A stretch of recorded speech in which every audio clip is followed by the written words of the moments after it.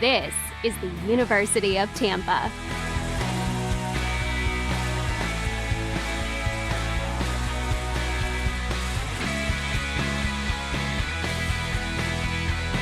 Explore your dreams, discover your talents.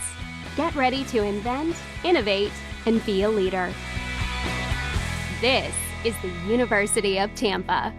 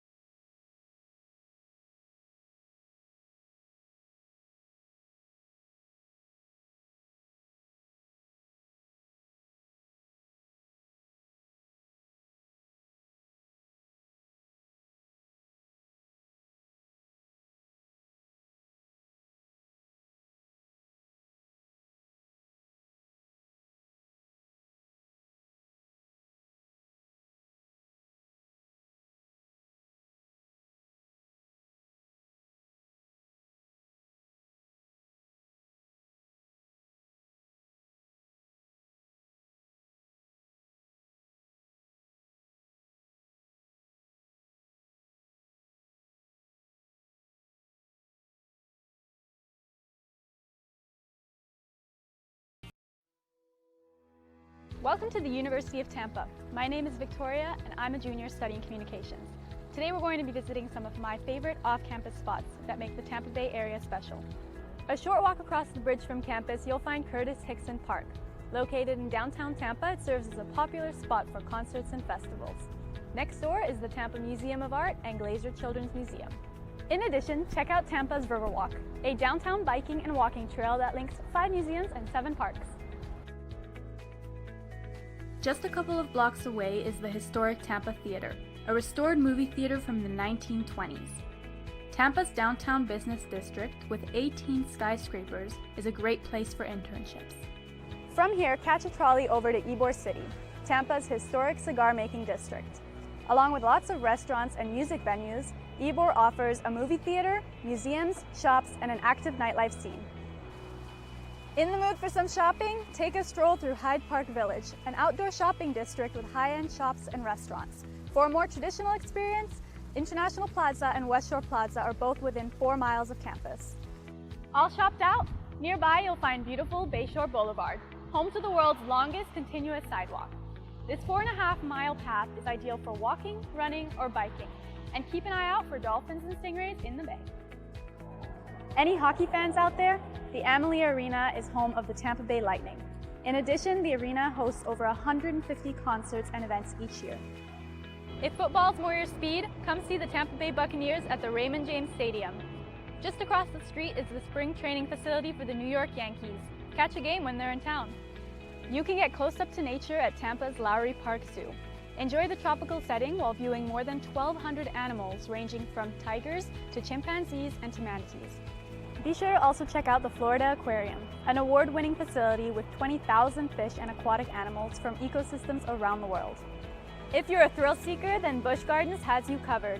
This popular amusement park features 5 top-rated roller coasters and animal exhibits. We've saved the best for last. The Tampa Bay area has some of the most beautiful white sand beaches in the world. Clearwater Beach provides the perfect spot to swim, relax, and hang out with friends. Here we are, back at the absolute best spot in town, UT's campus. I hope you enjoyed getting a taste of what makes this area so exciting, and that you'll soon join us here in the beautiful Tampa Bay area.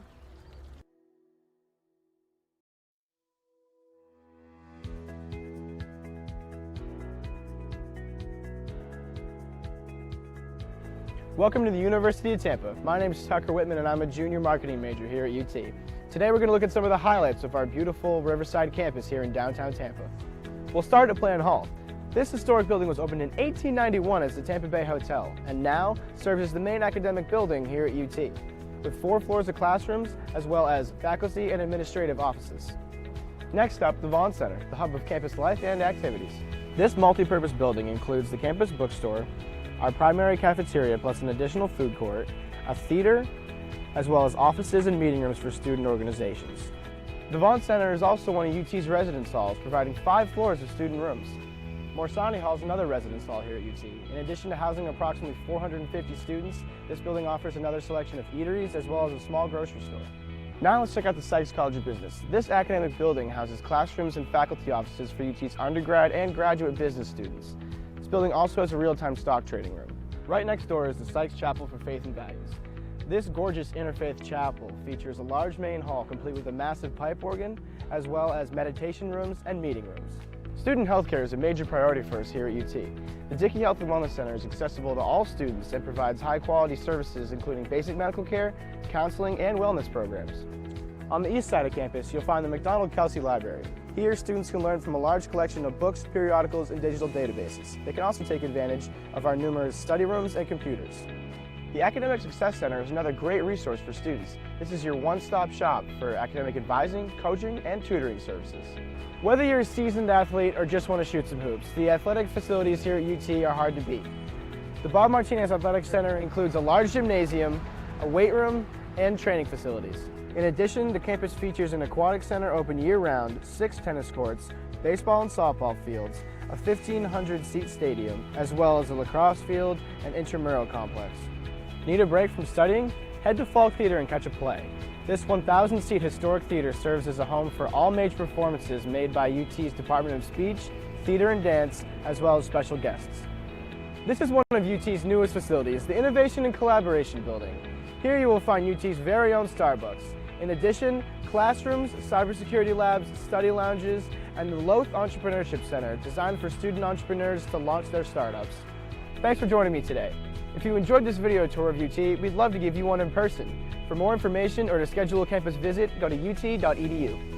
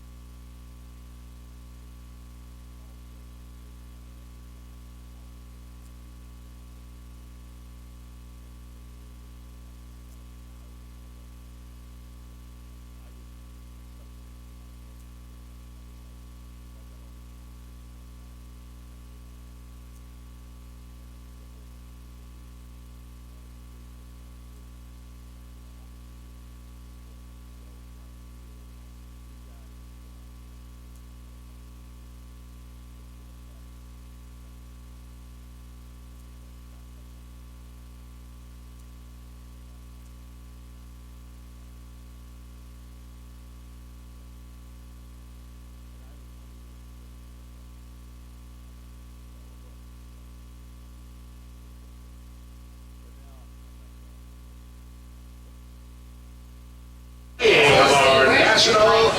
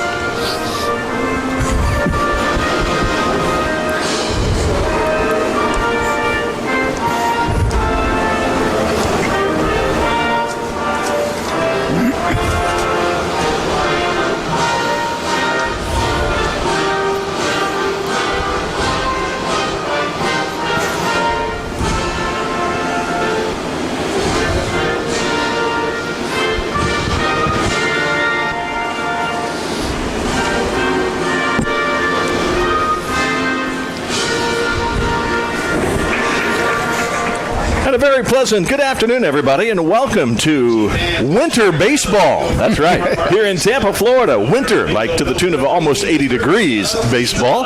It's a sunny day here in Tampa, where today Georgia College ranks 16th in Division II baseball, taking on the second-ranked University of Tampa Spartans. It's the rubber game of this three-game series.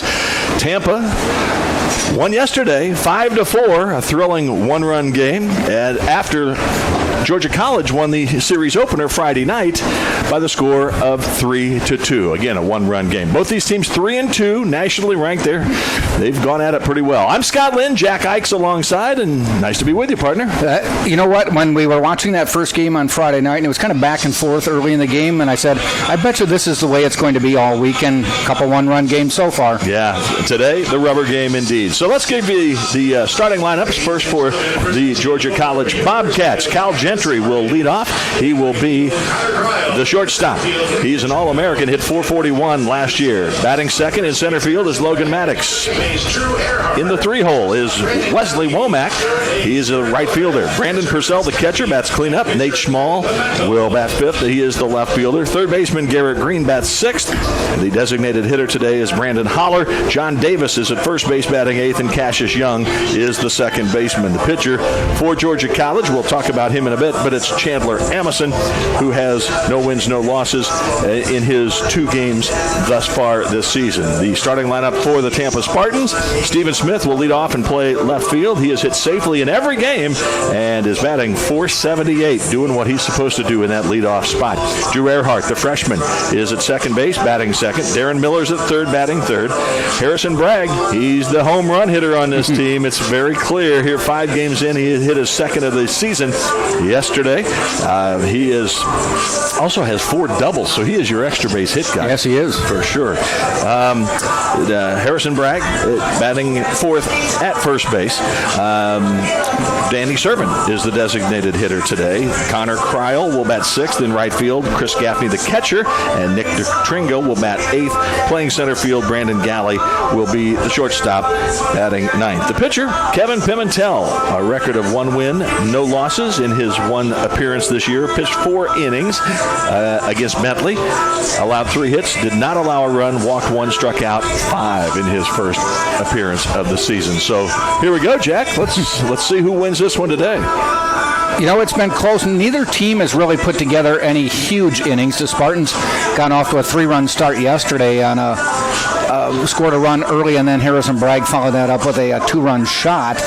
But it hasn't been a lot of timely hitting. Both teams have close to double digits in hits every game, but you're not seeing a 4 or 5 hit inning.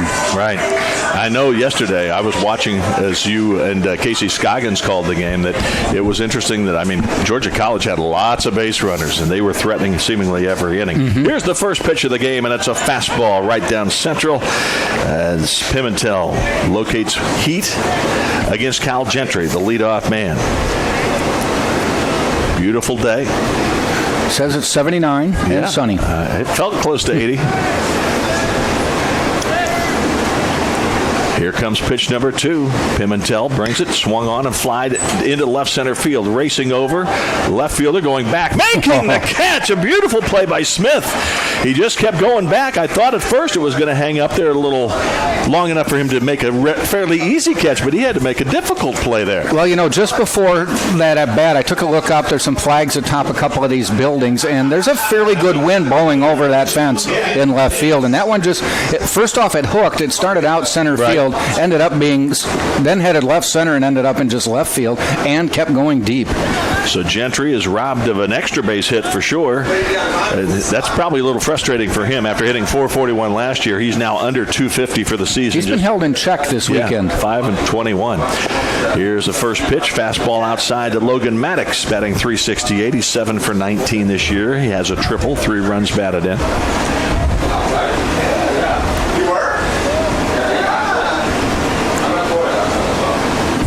Fastball lined into center field. There's your first hit of the game. On 2 hops, it's picked up by DeTringo. He gets it back to the infield.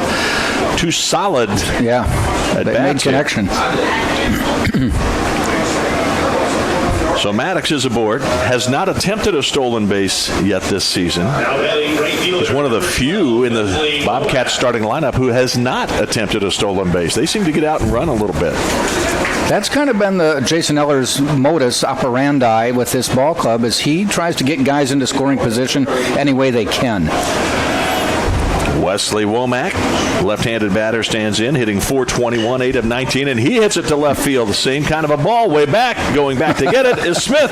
Almost an identical play. He made the catch this time, and he gets it back in. That's out number 2, but again, it takes your breath away for just a moment. Well, you can tell that the wind is having an effect, because both those balls he hit, he kind of moved diagonal or sideways and then had to diagonal his way back. I think you're right. That wind is blowing a little harder than I think Stephen Smith thought originally. He's able to adjust. And again, you were right. It had that hook.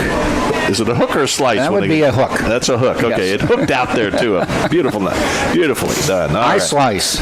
Yeah. Brendan Purcell, the cleanup hitter, stands in. 313 on the year. Fastball outside, ball 1. Logan Maddox at first after the 1-out single. Gentry and Womack have both lined to left. Right now, Pimentel doesn't seem to be fooling anybody, really. Just hit them where they are. Swing and a tap foul. Evens the count at 1-1.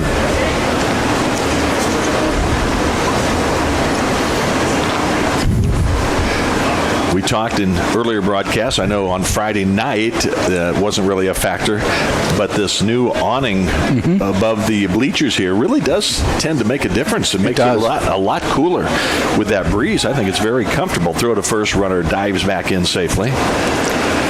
Just from the fan standpoint, it would be blazing hot here, and once it gets deeper into the season, even today it will be.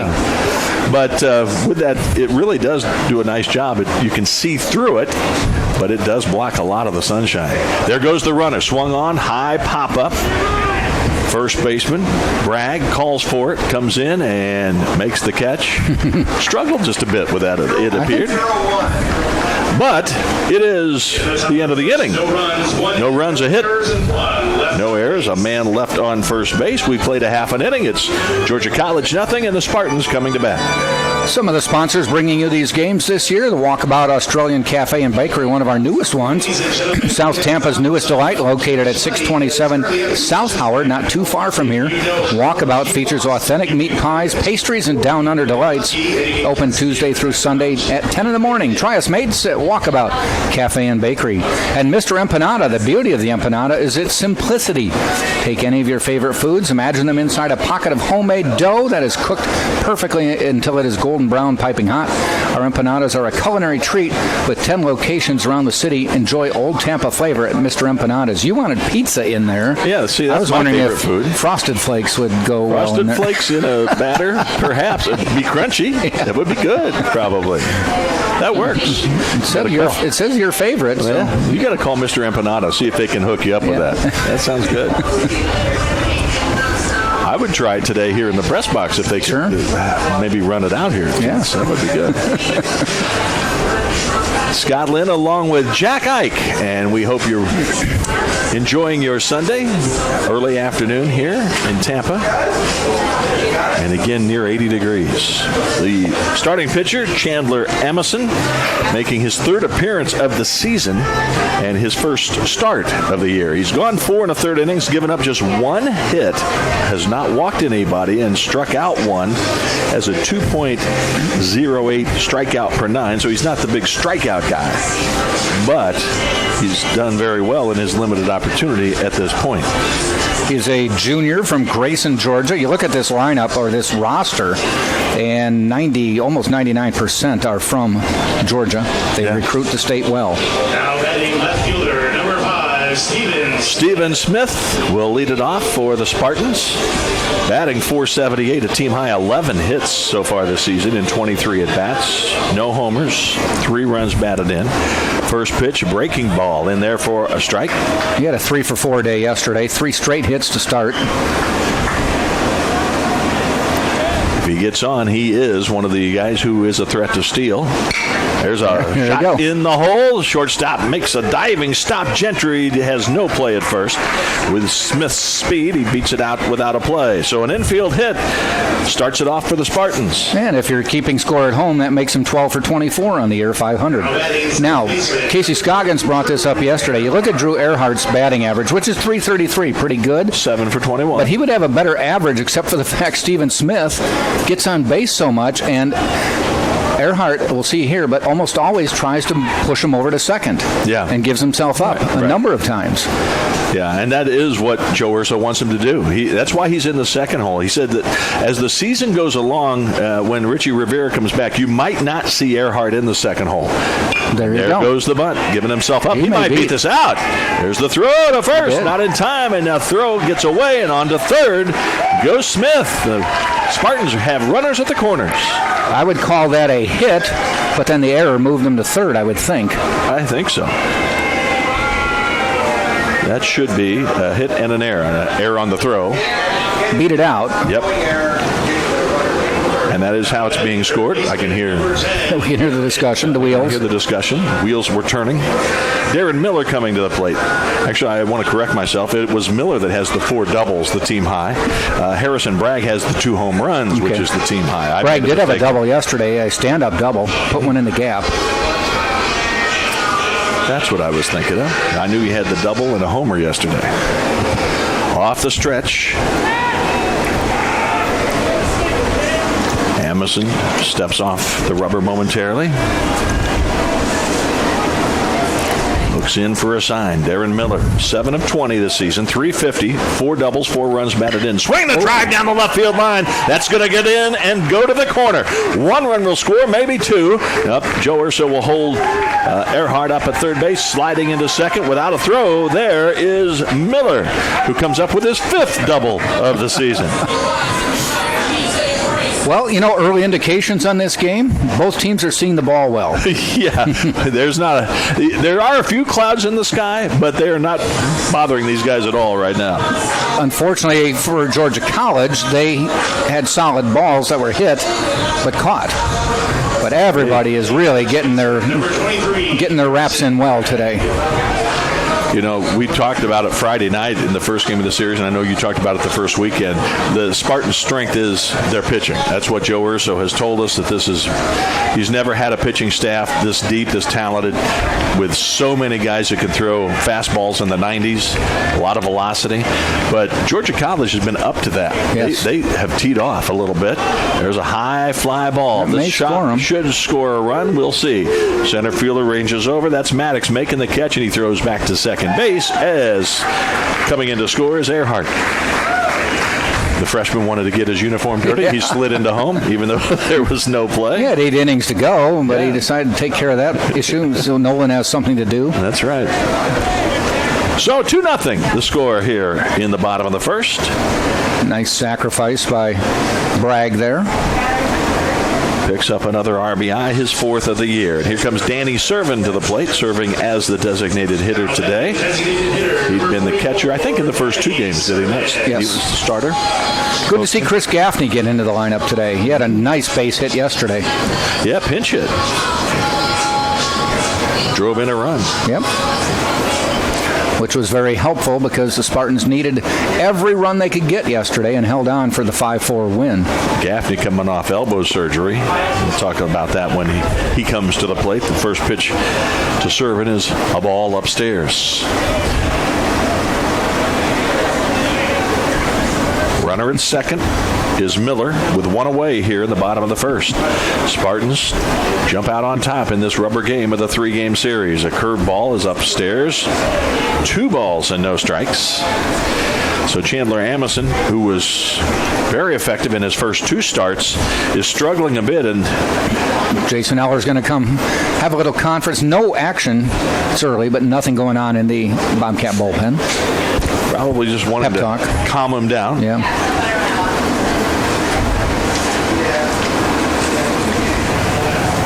Amison has given up, as I said, he had given up just 1 hit in his first 4 1/3 innings, but so far the Spartans have lit him up. 3 straight hits to start the game, albeit one was an infield hit. But a good one. Yeah, in the book, it was to the wall. Right, actually 2 infield hits as you count because the diving stop by the shortstop. True. But the bunt hit is the one that both Jack and I were talking about that. Tomorrow it'll be a hit to the base of the wall. Yeah, that's right. In the box score, it'll look big. Look like a line drive. Last year, Amison, I wanted to check his stats from a year ago. He only pitched in 4 games. He was 0-1 with a 4.66, 6 strikeouts in 9.2 innings. He missed 2016 with an injury after he had redshirted in the 2015 season. It's a lot of time off. Hesitates, checks the runner at second, and now Amison takes another look and steps off the mound. Wheeling, didn't throw. Danny Servin at the plate. 2 balls, no strikes.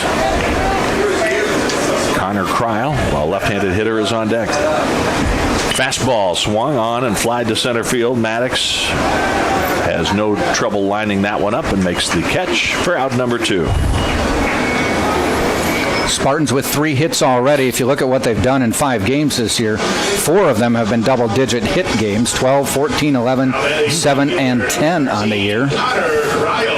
So, they're getting the hits, but my point earlier was they just haven't bunched them up with 3 or 4 or 5 hit innings, which we're used to seeing from this team. Right. And that may play along with what we've been led to believe, that this team's best is the pitching staff, that the offense might not be. They certainly don't have the same power they've had in years past as Kryl swings and misses. 1 strike and nothing to count to the Spartans right fielder. Pitching will lead them as far as they're going to go. But, we've seen from Bragg, they do have some pop in the lineup. But they don't have maybe 5 or 6 guys capable of hitting the ball out with regularity. They had that last year, or for a number of years. That pitch was far outside, 1-1 the count. Mentioned yesterday we had talked to Jose Jimenez before the game, and he said, I'm just getting tired of all these messages from people going, what's wrong with the Spartans? You're 2-2. He said, you know what? In 2006, we were 2-6. Wow. We won a national championship. Yeah. He kind of was saying the old Aaron Rodgers line, don't panic. Yeah, don't panic. It's very early. Here's the pitch, swung on and fouled back and out of play. So now Amison is ahead in the count. 1 ball, 2 strikes. A leadoff hit by Smith. Got it started.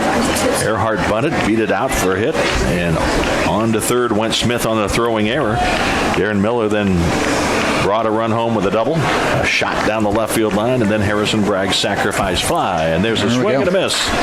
Connor Kryl strikes out to end the inning. So 3 in a row retired after the first 3 men got hits.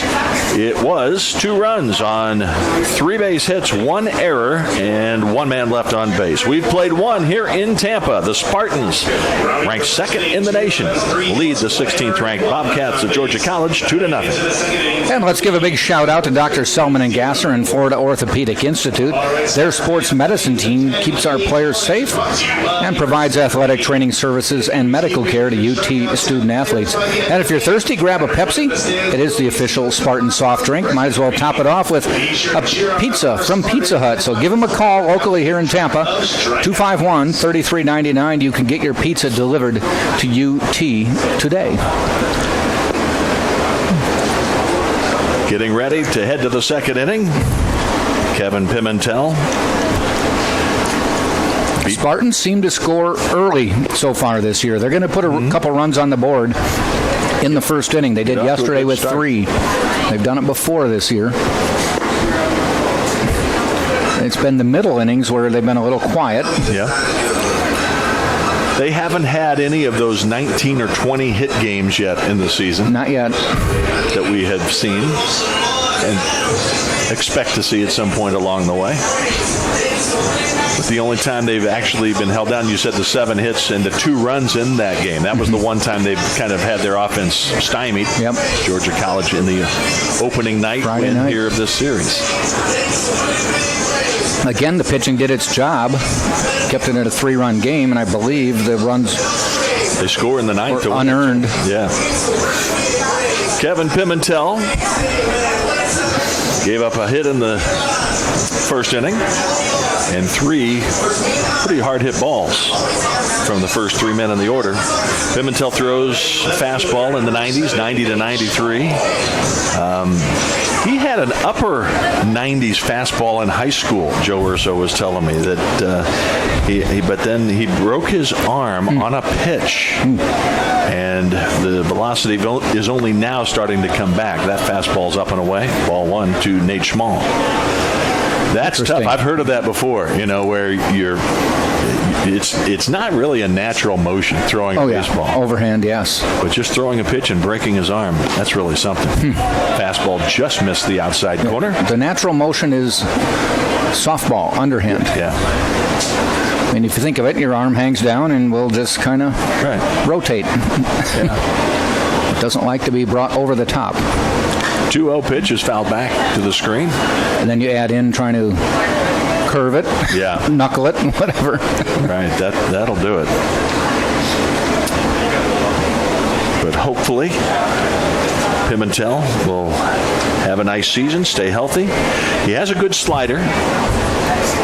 He has a good feel for the change as well. Let's see, with the 2-ball, 1-strike pitch is hit out too short. Galley scoops it up, throws across in time.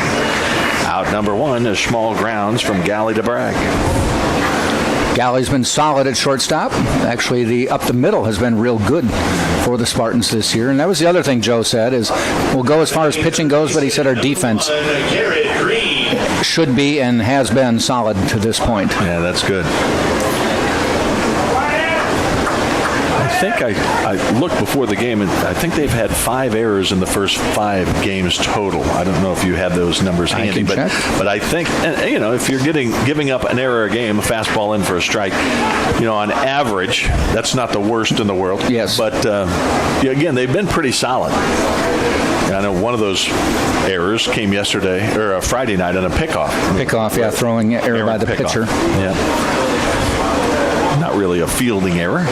Swung on and missed at the fastball. And Garrett Green is in the hole, 2 strikes and nothing. Schmall's batting .438 coming into this game. So is Garrett Green. They're both 7 for 16 this year. It's the one page I didn't print, errors. That takes it that deep.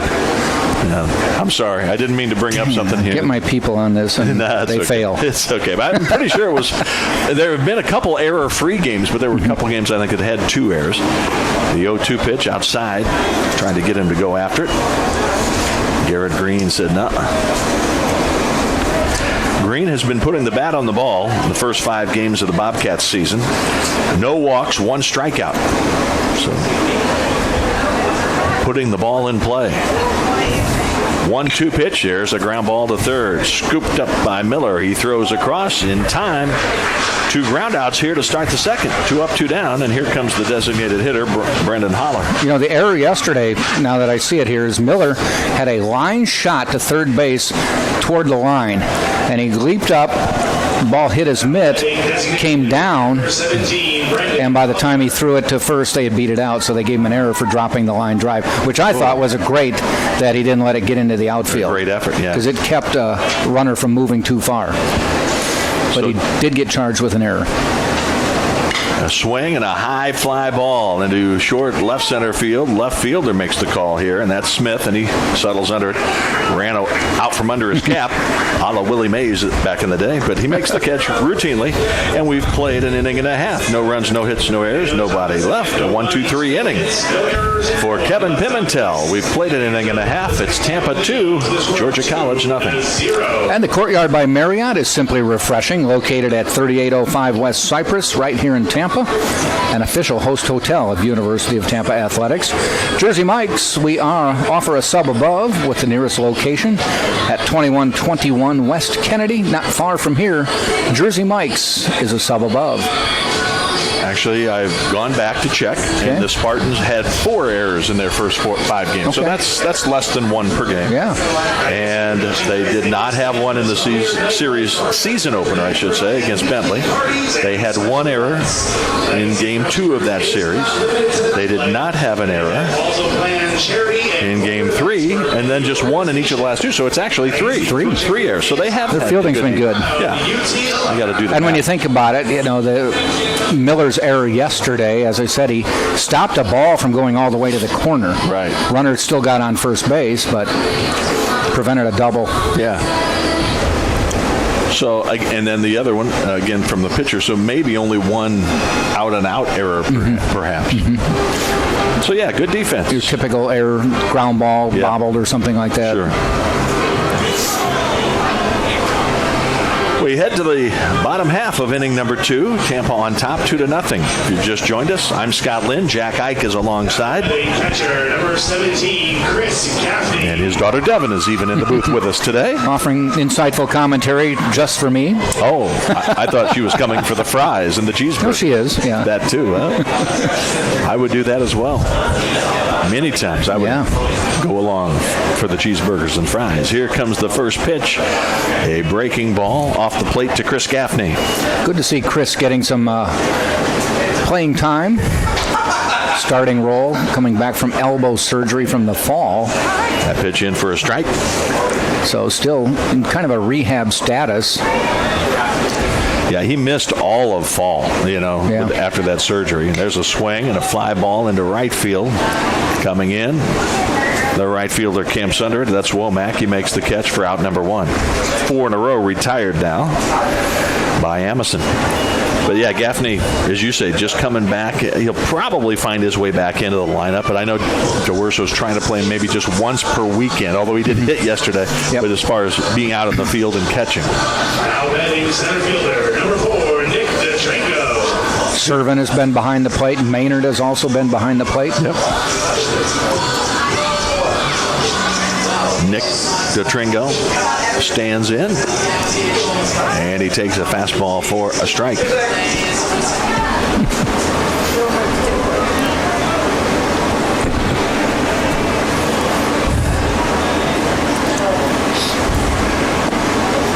Amison misses with the second pitch off the plate. He works rather quickly. He does. That's good. That's right. Especially on getaway day. Yeah. Swing and a miss.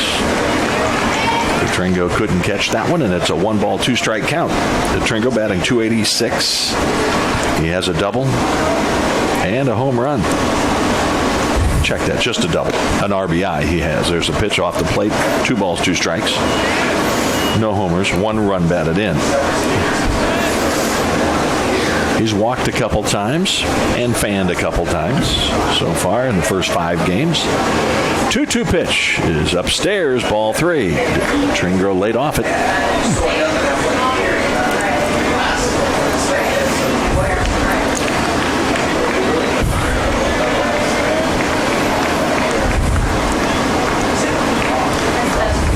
Count is full. Here's Amison's pitch. Swung and a line drive left field. Is it going to get down? It does. On one hop, it's played by Schmall. He hurries it into the infield, and having to hold it first after making a big turn was Nick DeTringo. He has hit the ball well this year. Yeah, when Casey was with us yesterday, he was like, the problem is he's hitting it right. Or actually, when Chris Williams came and talked to us yesterday, former pitcher here, he said he's just hitting them right at people right now. And while Chris was here, DeTringo lined one to center field. Really? For an out. Yeah. He rests his case at that point. Here comes Brandon Galley, number 9 hitter in the order. They're thinking bunt. Galley. There goes the runner, and a ground ball too short. The throw will be to first, and the hit and run avoids the double play. Yes. Had no choice but to go to first. Yeah, Gentry picked up the ball, and he knew because DeTringo had a huge jump that he had no play at second base. And it wasn't even hit that sharply, so he had to go to first. So 2 away, runner in scoring position, and here's Stephen Smith, hottest hitter on the Spartans.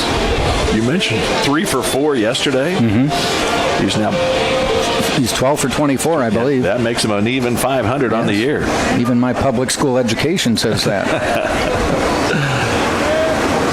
Off the stretch, a swing and a ground ball to first, scooped up over there by Davis, and he races to the bag to beat Smith, and the inning is over. 1-0-1. No runs, a hit, no errors, 1 man left on base. We've played 2 here in Tampa. It's the Spartans 2, the Bobcats of Georgia College nothing. And Clean Eats is a new cafe located at 3838 Neptune Avenue. It's open until 7. Not just a diet, it's a lifestyle featuring healthy sandwiches, wraps, bowls, and smoothies. The place to go is Clean Eats. Or Rebuilt Meals. If you're a competitive athlete wanting to tone up or just love flavorful, healthy food, our meals are built to feed your body with the proper nutrients that will fuel your active lifestyle. Enjoy fitness-inspired meal plans with Rebuilt Meals. Visit rebuiltmeals.com. Krispy Kreme has been serving the umpires today. Gary Glover is behind home plate. He's getting a little bottled water here before we start the top of the third. Ray Parrish is the base umpire. Glover and Parrish, they do appreciate, probably more than anybody else, the pitchers working in prompt fashion. Gary Glover behind the plate says, yeah, let's keep this going. 3 different umpiring crews this weekend. Really? Mm-hmm. Huh. I think we've gotten used to seeing them hang around for the series, especially conference play when there's double headers. Yeah, I think that's what it Saturdays, Right. They just stay. Obviously, it wouldn't be silly to bring another crew in. We just saw Chris Gaffney throw the ball well over the threw it to man at second DeTringo. base, and DeTringo couldn't even catch it. He threw his glove at it. Hopefully, that's only in the between innings portions. You do that because you know the other team's dugout is watching, and they're like, well, we can run on him. Yeah. You're setting him up for failure. Totally setting him up. Yep. That's the plan. Here's John Davis stepping in for the Bobcats. It's like Mitch Williams used to, in his warm-ups, would throw it all the way to the backstop, just so people wouldn't dig in when they actually came to the plate. Fastball up and in. That's what he said to reporters, maybe. Yes. I think it was just the think wild it was just thing. wild? He was just the wild thing. That's all he was. He had a marketing firm. 1-0 pitch. Ooh, took something off and a swing and a miss. Davis couldn't collect it. It's 1-1 the count. Mitch Williams pitched for the Phillies in the World Series. He was a guy who gave up the home run to Joe Carter, was he not? 1-1 pitch, swung on, fouled, out of play. 1-2 the count. Which was a walk-off to win the series, right? Yes, it was. Or was it to win a game? No, it was the series. It was a series. So that's only happened twice. It was Mazeroski right with after the other Mazeroski, yeah. And about 30 years apart. I covered Mitch Williams in high school. At West Lynn, I saw him pitch a one-hitter. Wow. He struck out a bunch in that game, too, and he walked a bunch in that game. 1-2 pitch, a little ground ball out to Galley. Comes in, picks it up. The toss across to Bragg in time. 1 away here in the top of the third. That's 6 straight, retired. You know, I have heard of high school pitchers, especially, who have thrown no-hitters, who walked about 4 guys and then picked them all off. Yeah. You know, they faced the regulation amount of batters, right. even though they walked 4. Yeah. That happens. Cassius Young coming to the plate. 1 home run and a team-high 6 runs batted in, despite being the number 9 hitter. This freshman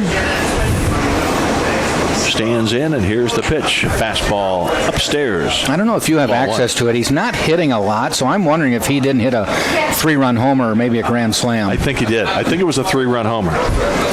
He only has 3 hits all season and has 6 RBIs. And he has 1 homer. Yeah, so I think it was a 3-run shot, if I remember correctly. He swings a good bat, though.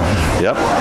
And he is a big kid. He's out of Atlanta, Georgia, 6'2", 190, out of Marist High School. We do appreciate those of you watching who are Georgia College fans. We'll try to keep it fair here. We do our best. We are paid by Tampa. And there's a line shot into left field that's going to get it down in front of Smith. Picking it up on a hop, he relays it into the infield, and it's a 1-out single for Cassius Young, 2nd hit for the Bobcats today. Yeah, we will call it as we see it. We won't be, you're not really, that's so bad that Tampa didn't get a call or something. Yeah, we don't do that. We really don't. We really don't. But as you say, they do write the check. We want Tampa to win. It makes our life easier because we have to hang around these people. Well, yeah, Joe Urso's a lot nicer to be around if they win. But it's a pleasure to have you with us today, whether you're a Spartans fan or a Bobcats fan or just like D2 baseball. This is, hey, it's winter baseball. You can't beat it. Ground ball out to second. Scooped up. They get the force. And the back end of it as well. A little 4-6-3 Earhart to Galley to Bragg. And the inning has come to an end. So sort of a 1-2-3 inning. With a See, hit, I told you. That's how you do it. Yeah, exactly. Didn't pick them off, but... No runs, a hit, no errors, and nobody left on base. We played 2.5 here in Tampa on an 80-degree day. Beautiful day here in Central Florida, and the Spartans have a 2-0 lead over Georgia College. And DP Dough delivers cheesy happiness on and around college campuses, including UT. For Calzone's wings and breadsticks, order online at dpdough.com. They are open late. Tropical Smoothie Cafe, their menu boasts bold, flavorful smoothies with a healthy appeal, all made to order from the freshest ingredients. Our toasted wraps, sandwiches, flatbreads, and bowls are made fresh with quality meats and cheeses, fresh produce, flavorful sauces, located downtown at 200 North Tampa, just around the corner from UT.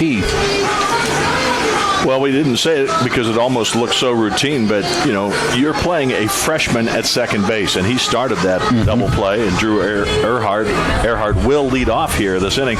We talked about it on Friday night. Joe Urso had mentioned that Earhart's dad had played here at the University of Tampa, is in the Hall of Fame. He played either with or around the time that Tino Martinez was starring for the Spartans back in the day, but he says, I'll tell you what, not many freshmen get to play immediately here at UT, but this kid, he will. That's what Joe said. He will. He was the Hillsborough County High School Player of the Year out of Wharton High School in Tampa. 4-year starter at shortstop. And I mentioned Friday night, and we'll say it again here.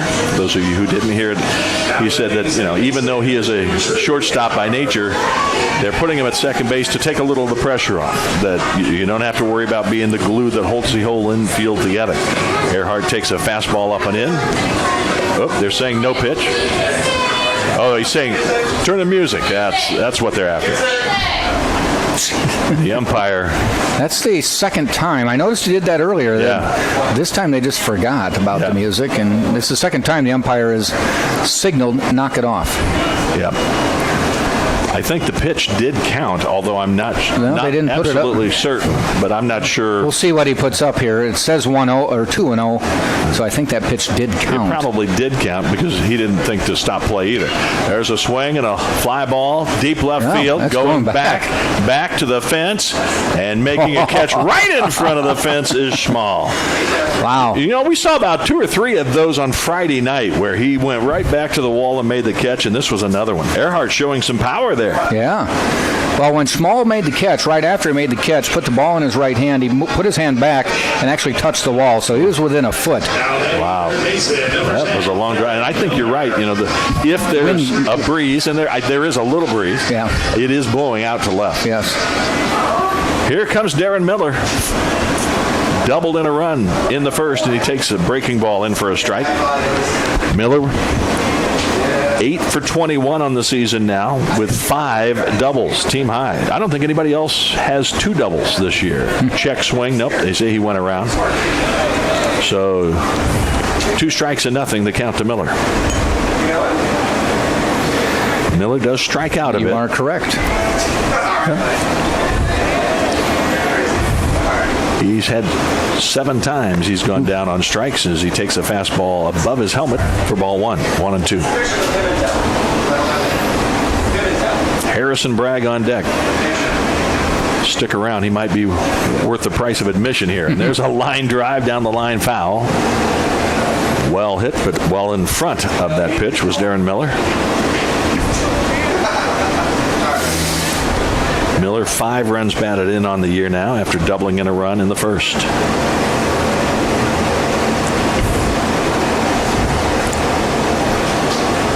I think that ball was way down in the corner. Nobody retrieved it, so we're delaying play till one of the Spartans players, Widows, getting in a sprint. Yeah, runs down to pick up the ball. It was like a foot in fair territory, and they don't want a ball laying out there no matter what. Nope. 1 ball, 2 strikes. That's the count on Darren Miller as Amundsen brings it home and a fastball strike 3 call. Outside corner, about letter high, and it was called a strike. Miller caught looking. Here comes Harrison Bragg.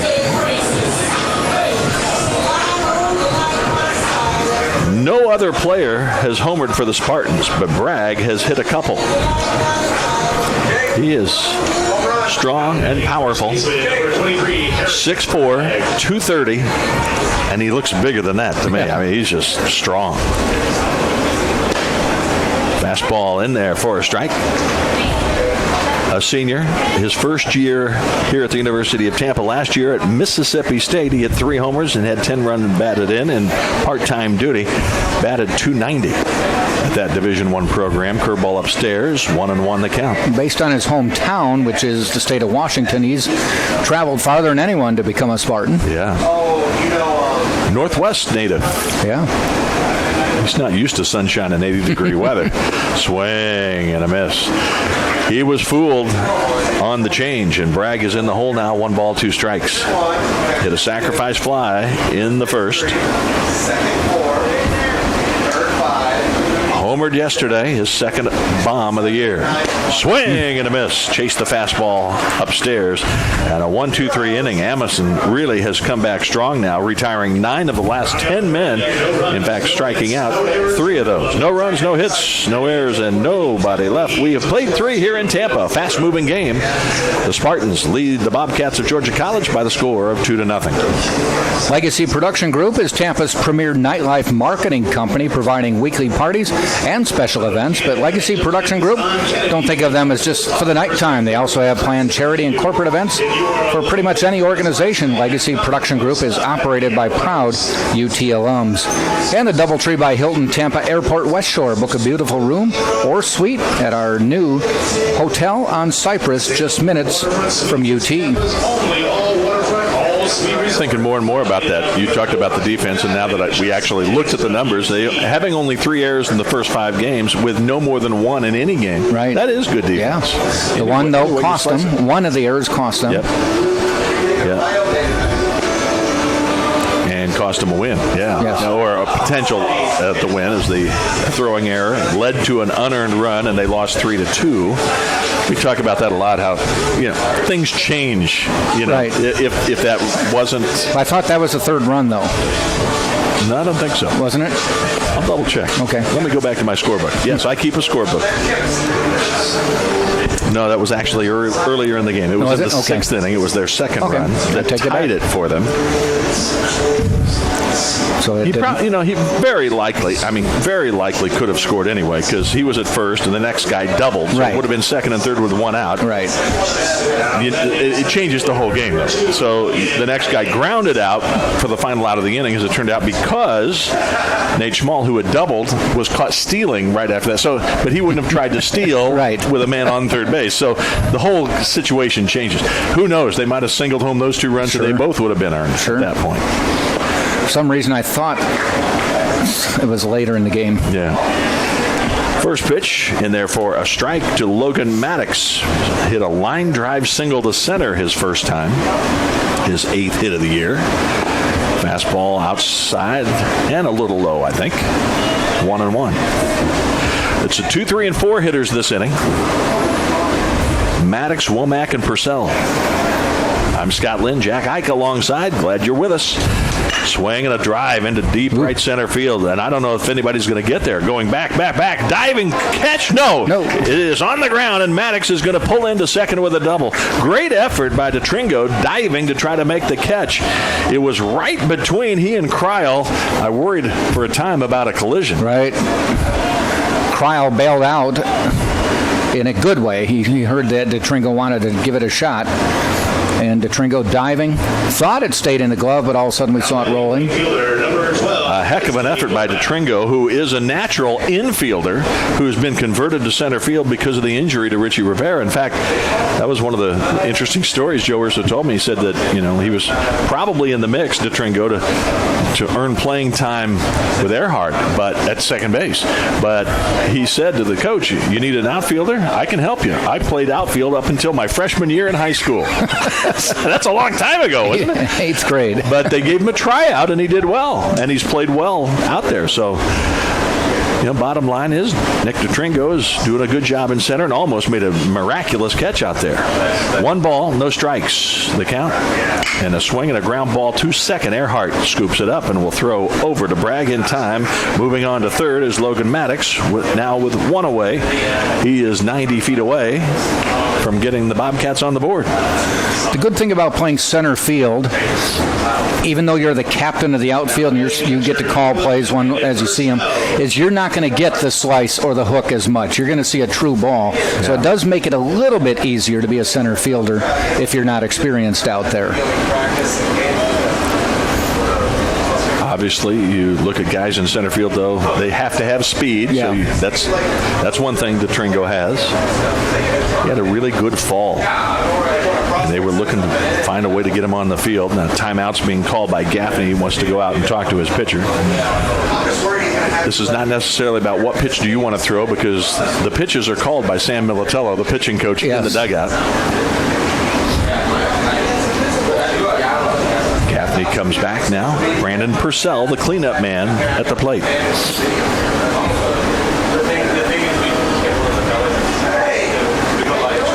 Pimentel throws a nice strike right there. Pimentel does not have a strikeout yet today. In his first game, he struck out 5 in 4 innings. We're in the 4th here. He does not have one. I think you can look at the competition, though. Yes. There's a swing and a tap to the pitcher. They've got the runner hung up between third and home. He threw it that way. Now they come to Gaffney, and he says he got him. Okay. He says he got him. I'm not so sure. I thought I saw a little room between Gaffney's tag. Not an argument of any renown. So it'll go as a fielder's choice. Purcell reaching, and they do get him out. Score 1-5-2 as he's caught trying to score. If the ball got by Pimentel, there's no question the run scores with ease, and that's what he was thinking. And give credit to Pimentel. He leaped high in the air to glove it. And once he had that, the runner, Maddox, was dead to rights. You'll often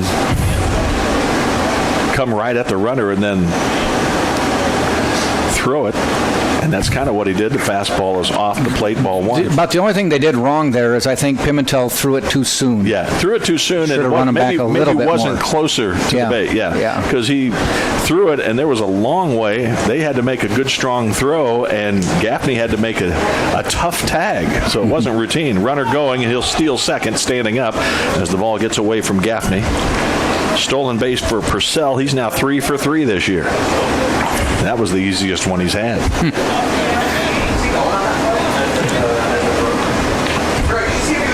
Left-handed batter Nate Schmall standing in. Grounded to short his first time. He has a runner now in scoring position where a base hit would bring home a run and cut the 2-run deficit in half. Schmall batting .438 coming into the game. Stepping off the mound now. Pimentel.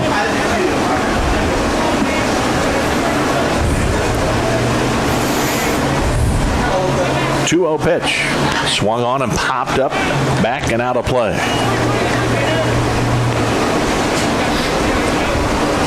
Two balls, one strike. 2 men out. Purcell at second base. A leadoff double by Maddox. A ground out by Womack, and then the fielder's choice by Purcell as he hit it back to the pitcher. And Maddox got caught in a rundown. It didn't last too long, the rundown. 1-5-2. The pitcher to the third baseman to the catcher. 2-1 pitch, fouled back and out of play.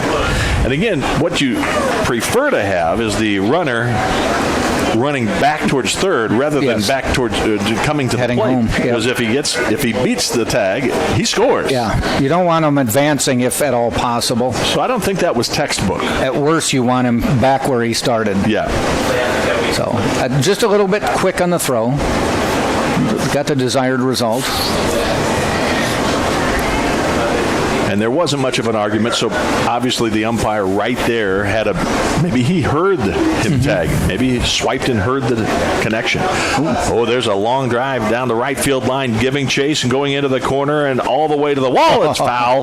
It's out of play, as running out of room was Kryl. He got all the way into foul territory and not a lot of room down there. Took about 2 steps and ran into the wall that goes all the way, extends from home plate basically all the way down the line. If that wall wasn't there, he might have had a play at it. Sure. He was about a step away from it, but he ran pretty hard into the fence. He's okay.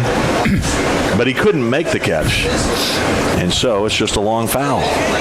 2-2.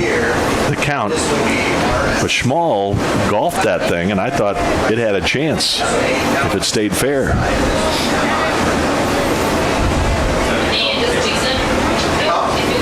Two balls, 2 strikes. Runner at second. 2 men out.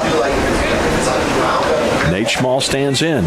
Pimentel, stretch pitch. Swung on and fouled back to the screen. Hit off the base of the wall, the concrete wall, and rolls all the way back out to Pimentel, and I'm pretty sure they'll get that ball out of play. Probably got a big scratch on it. Well, yes, they did. Yes, they did. The umpire had already given a new ball to Gaffney. Well, he put it back in his bag, though. Wow. Must be fine. It's not like the major leagues where any little problem might be thrown away. Hey, it's Division II baseball. Even Casey Scoggins said at the single A level, there are always new baseballs. Nice. The count's still 2-2 to Nate Schmall. Runner at second is Purcell. Here comes the pitch, and it's way high and outside. Gaffney saved a wild pitch there, showing some athleticism to do so. And, one of the main reasons they do retire baseballs when they get scuffed up is a major league pitcher, you give him some blemishes on a baseball, he can make that thing do... He can make it dance. It can take a worse curve than you would normally get. Yeah. So it's not like the ball is damaged and it's ugly or something like that. No, they're just trying to level the playing field. Right. Don't give that pitcher any more of an advantage than he has. He knows what he's going to throw. Mm-hmm. The batter doesn't. 3-2 the count. Here it comes. Swung on and drive deep right field. But in his tracks is Kryl, and he makes the catch. That ball was hit hard. Another line drive out to the outfield. Pimentel, though, dodges a bullet. There was a double and a stolen base in the inning, but no runs scoring. So no runs, a hit. No errors, and 1 man left on base. Through 3.5 here in Tampa, the Spartans, second ranked in the nation in Division II baseball. 2, 16th ranked Georgia College, nothing. And the Outpost is located on the edge of campus on Kennedy. The Outpost offers an affordable classic menu. If you're a loyal Tampa Spartan fan, come post up at the Outpost in Sailport Waterfront Suites in Tampa. Tampa's only all-waterfront, all-suite resort located on beautiful Rocky Point Island, just minutes from UT. And for generations, Krispy Kreme has been serving delicious donuts and coffee. Visit our nearest Krispy Kreme on West Kennedy. Krispy Kreme serving hot donuts right now. We see some of the marketing people out there playing different board games of sorts on a whiteboard with some of the fans. Reminds me that at a recent Trailblazers game in Portland, and I didn't watch the video, so all I know is it has gone viral. There was a video of one of of the timeout segments where they had two people come from the stands and played tic-tac-toe. Okay. Oh, I saw that. Did you see it? Now, you maybe could even tell me what happens, but it's gone viral because they called it the worst game of tic-tac-toe ever. It's, I guess they had chances to win and just they didn't understand the concept of tic-tac-toe. There was two women, and what you had to do, they were at each end of the court. Okay. If you make a basket, one had X's, one had O's. If you make a basket, you grab your X and go put it on the board. Yeah. You make the O basket, you put the O somewhere. Well, the person put two O's in a row, and then the other person got an X and put the X in a corner, not to block the O's. So when the other person got the O, ran down there and put it somewhere else to not win the game. And didn't understand 3 in a row. A couple times they got two X's, two O's, but they didn't understand you need 3, and the person's trying to help them. Yeah. I know the game ops guy. I know who he is, and he's probably really frustrated. That first pitch, by the way, to Danny Sermon is a ball. It was terrible. That one's fouled out of play. People were groaning, going, They must have thought the more you had on the board, whoever could make the baskets first would have the most pieces on the board and pieces therefore on the win. board. Yeah. But 3 in a row would actually have given you the win. And who does not know tic-tac-toe? Wow. That was a Blazers game? Yes, it was. 1 ball, 1 strike pitch, fouled back and out of play. Yeah. Trailblazers fans with the worst game of tic-tac-toe in history. And it went viral big time. You'll find it on YouTube or whatever. Yep. Yes. Just Google it. It was funny. This would go viral. Here comes the pitch, swung on and a high pop-up into short left field. Could be trouble. It might be. And called off is the shortstop, the Small, says, I got it. And Gentry finally dived out of the way. So it goes as a fly to left, although it was almost basically just a pop-up. When they say bail out, when the fielder calls it, he bailed out. He did. He just dove to the ground. And that's the right play. I've seen a collision like that, and it was very serious. Yes. It's not what you want to have happen. One guy looking up, running backwards, running with his back to the infield, rather, not paying attention to that incoming left fielder, and one of the scariest things I've ever seen. There's a ground ball. It is a fair ball, picked up and throw to the pitchers in time. Davis made a nice play behind the bag, just in fair territory. Amison covered, and he flipped in the ball in time. Got a little pitcher's duel going on here. Yeah, certainly Amison, who gave up 3 consecutive hits to start the game. He's been tough ever since. He's only allowed 1 hit since that time, only 1 base runner since that time. He's retired 11 of the last 12. And here comes Chris Gaffney, who flied to right his first time up. Fastball away, ball 1. I thought the tone was set in the first inning when Georgia College singled to start the game and then hit a line shot to center, and I'm like, wow, these guys are on it. Yeah. Then Tampa comes up with 3 straight hits. Yeah, it looked like we were going to have a slugfest. And they've kind of gone dormant since then. They're hibernating. Yeah, a pitch off the plate. So Gaffney's ahead, 2 balls, no strikes. Swing and a miss. Not Gaffney's best swing as he's trying to collect himself, going, I really didn't give that one a good whack. Gaffney hasn't had a lot of appearances. He's only been to the plate 4 times this year. Has 1 hit. It was that pinch hit single yesterday. Check swing. It is a strike nonetheless. So the count now even at 2-2.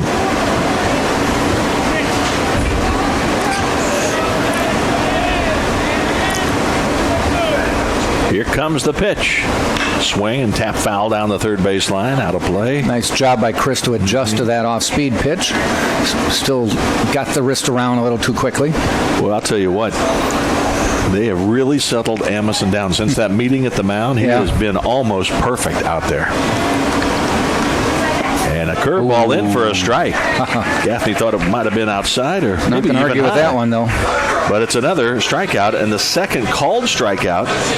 1, 2, 3, 4 strikeouts here in the game. So another 1, 2, 3 inning, the second in a row, and Amison definitely has found his groove. He's got his groove on. We're through 4 here. It's Tampa, 2 runs, 3 hits, no errors, and Georgia College, no runs, 3 hits, 1 error. You're watching it all here on TampaSpartans.tv at TampaSpartans.com and also on the Sunshine State Conference digital network. And we're glad everybody gets a chance to watch games for free these days. Yeah, I know it used to be a pay site, but we're thrilled that it's a freebie for you. Yeah. University Dining Services by Sodexo allows you to choose from 27 dining stations. They serve breakfast, lunch, dinner, late night, and snacks. The official concessionaire of UT Athletics is Sodexo Campus Dining. Visit the UT website and check dining services for variety and hours. And Florida Orthopedic Urgent Care. Give it up to the Spartan team of physicians of Florida Orthopedic Institute, Florida's largest orthopedic group. That's Dr. Selman and Gasser and their sports medicine team. They keep our players active and safe on and off the field with their ortho urgent care just minutes away in South Tampa. So we head to the top half of inning number 5 here in Tampa. 80-degree day, beautiful sunshine, a few clouds, as you can see out beyond the center field area. That is downtown Tampa, by the way, if you're looking out there and wondering, I wonder if that's Tampa. Yes, it is. It is downtown. One of the beautiful skylines you'll find anywhere in Division II baseball. Spartans with a nice stadium here. They've really got a nice program under Joe Urso. Spartans have won 7 national championships, the most recent in 2015, which happened to be my first year of calling Tampa baseball with Jack Ike. What a season that was. They've had some outstanding years under Joe Urso.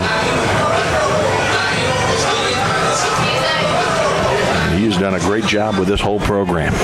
So we head to the 5th inning now. It's Green, Holler, and Davis, the 6, 7, and 8 hitters, and there's a high drive deep left field, way back, going back to the wall and making the catch just in front of the fence is Smith. Another shot that I thought had a chance when it was first hit. Got high and deep, and Smith kept running, got back. He was probably 1 or 2 steps in front of the wall when he made the catch, but he was still on the run. So a nice play out there by Stephen Smith, who's not only the Spartans' best hitter at this point of the season, but certainly he's done a nice job defensively as well. Here's the designated hitter, Brendan Holler. Holler he's exactly 500 on the season. He was 3 for 5 at the plate coming into the game. He flew to left his first time up at the game. Swing and a ground ball towards second. It takes a funny hop, but a nice play by the freshman. Earhart throws to Bragg in time.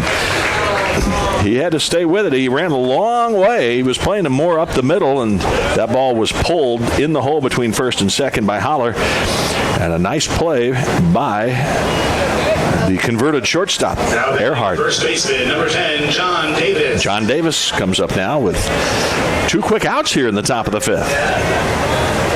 Davis batting .333 now this season, 4 for 12. No extra base hits yet this year. He's driven in a couple of runs. Has not reached via the free pass. He struck out a couple of times. He steps out because he felt that Pimentel was taking a little too long to get started. Pimentel's pitched well. Swing and a high pop foul out of play down the third base line. Pretty much over the Spartans dugout on the left side.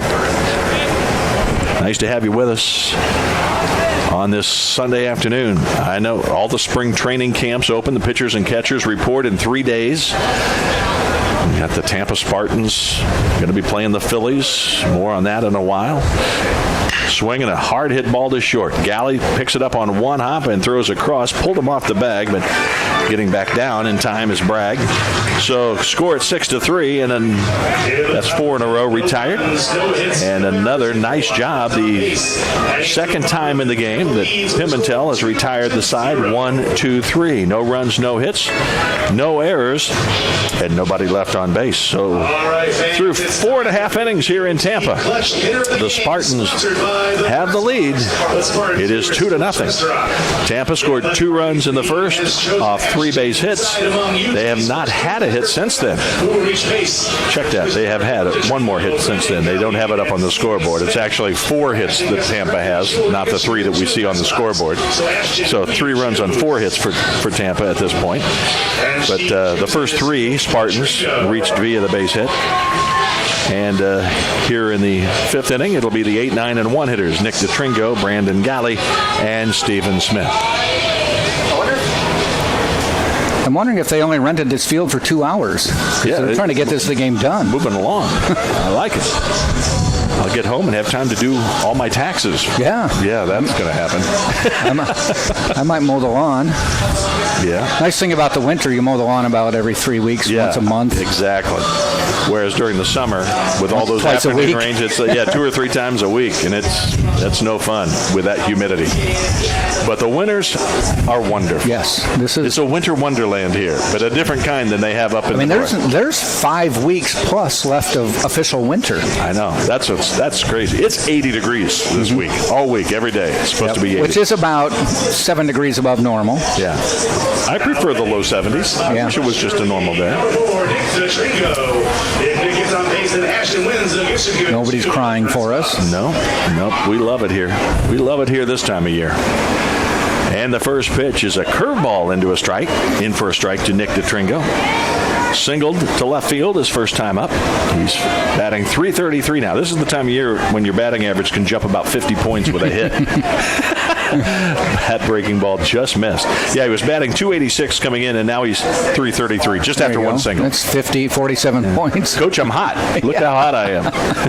Put me higher in the order. average is soaring. Yes. The pitch swung on and fouled. No, giving chase. It's going to stay. It's going to be in foul territory and giving chase the right fielder. Catches up to it, and Womack makes the grab. He had to run over the bullpen down there. Nobody was warming up, but that's not an easy catch. No, all of a sudden the elevation changes if you're not aware of it.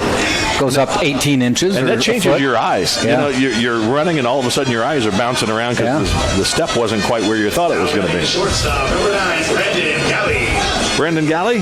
Brandon Galley is just a couple of hits so far this year. He's now 2 for 17 on the year. But he's played flawlessly at short.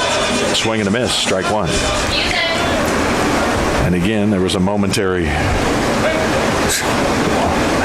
It's not DJ MC White today. It is not. No. There's a breaking ball just off the plate. Walk-up music is for when you walk up. Yeah. It's not batting music. That's why it's called walk-up music. Yeah, okay, I got you. Good point, Jack. Yeah. There's a line drive base hit up the middle. So Galley might have heard me saying he only had 2 hits all year. He lined that one into center field. Nice job. His average may have soared. Well, I'm saying it probably did.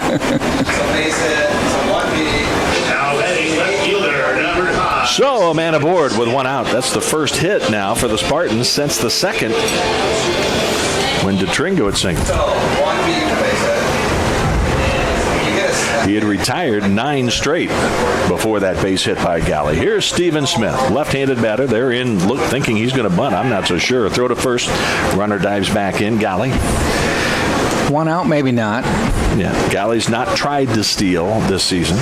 No outs, more than likely. There is 1 out. But with 1 out, not likely. Right. They did have a situation earlier where they started a runner and avoided a double play on a ground ball that would have likely been a double play ball, 6-4-3, but got him moving along nicely. Here comes the pitch, curveball in there. Oh, it was not called a strike. That looked really good from my perspective. It did. Probably low. Must have been, because it was over the plate. So Smith stands in.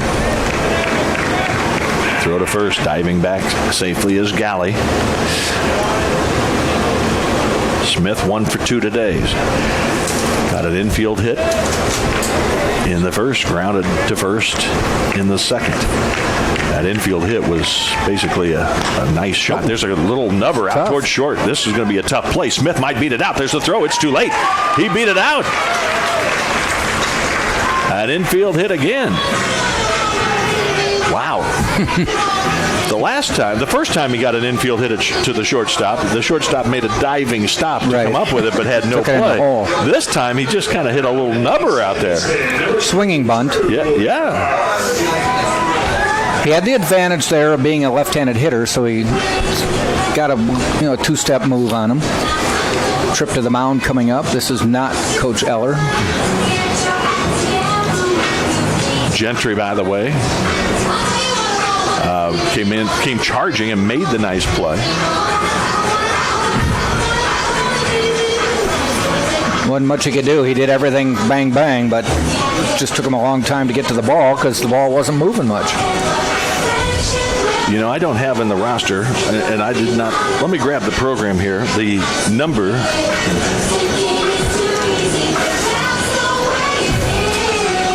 I wanted to double check here because they don't have the numbers of the managers and the assistant coaches. So I'm wondering, I believe that is Jason Eller that came out. I thought he was 15. But I'm not sure because the pitching coach, I think, maybe came out back in the first. Okay, I think Jason coaches third base. Does he? So yeah. Okay, I stand correct. I'm just talking out loud here. I don't think him. I'm not sure. But I think they were talking about strategy there, so I would think that would have been Eller. First pitch coming into Earhart is a breaking ball. Misses. Ball 1. Looks like we do have some action in their bullpen now. Yep, 44. And Logan Hicks, that's who's warming up down there. 1-0 pitch, who took something off, and Earhart chased after it. He swung through and missed. 1 ball, 1 strike.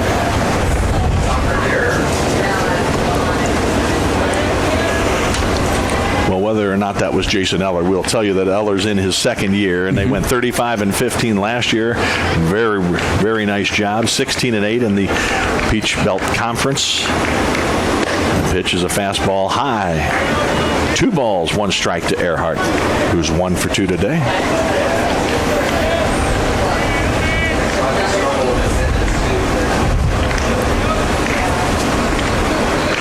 The Bobcats are ranked 16th in one poll this week, 22nd in another poll. The Spartans are number 2 in the coaches' rankings. And what did you say yesterday or Friday? Number 5, I think, in one of the other polls? Yeah, there's like 3 polls that do college baseball, and you go with the one you like best. Yeah. Because they had Delta State in number 1 in 2 of them and 9th in another one. Right. Curveball in for a strike. They had the Spartans 2-2 and 6.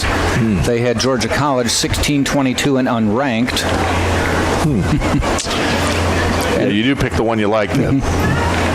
Bobcats are 16, the Spartans are 2. Yes. That's what we're saying. 2 balls, 2 strikes, the count to Earhart. 1 away, runners at first and second. Here's the pitch, swung on, lined into right center field. That's going to get down for a base hit.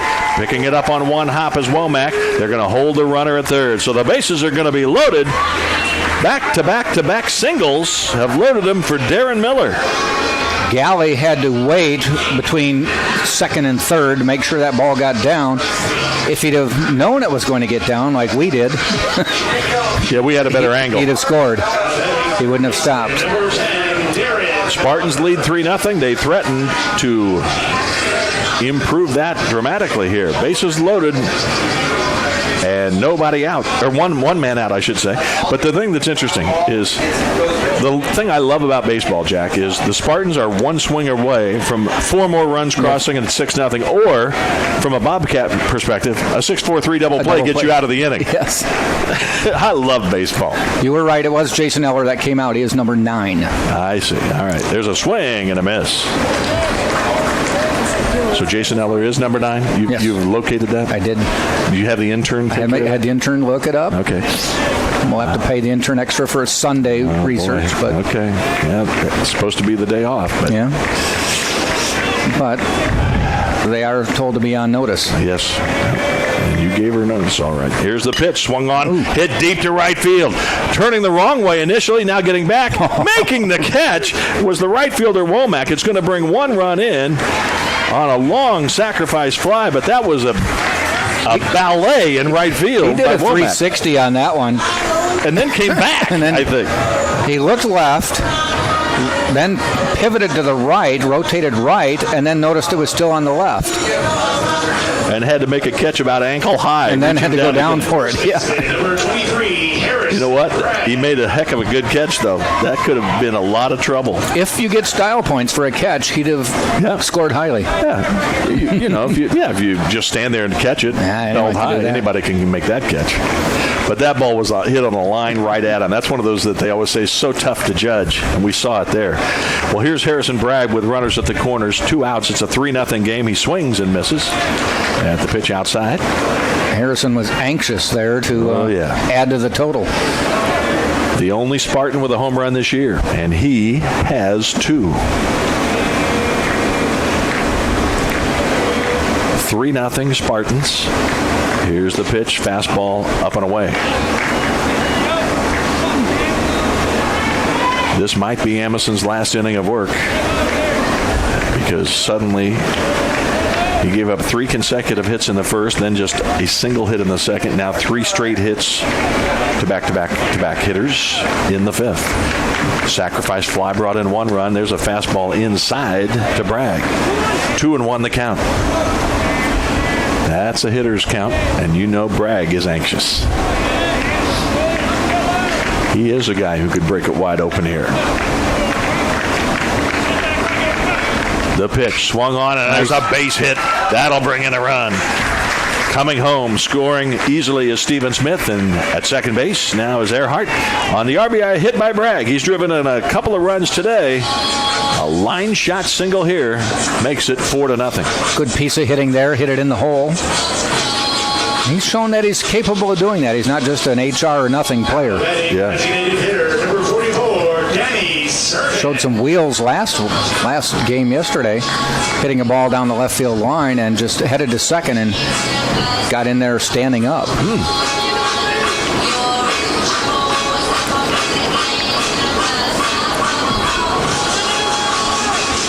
So the catcher, Purcell, walks out to the mound. I think we're going to have the pitching change. So we'll get the new pitcher here, everything in just a moment.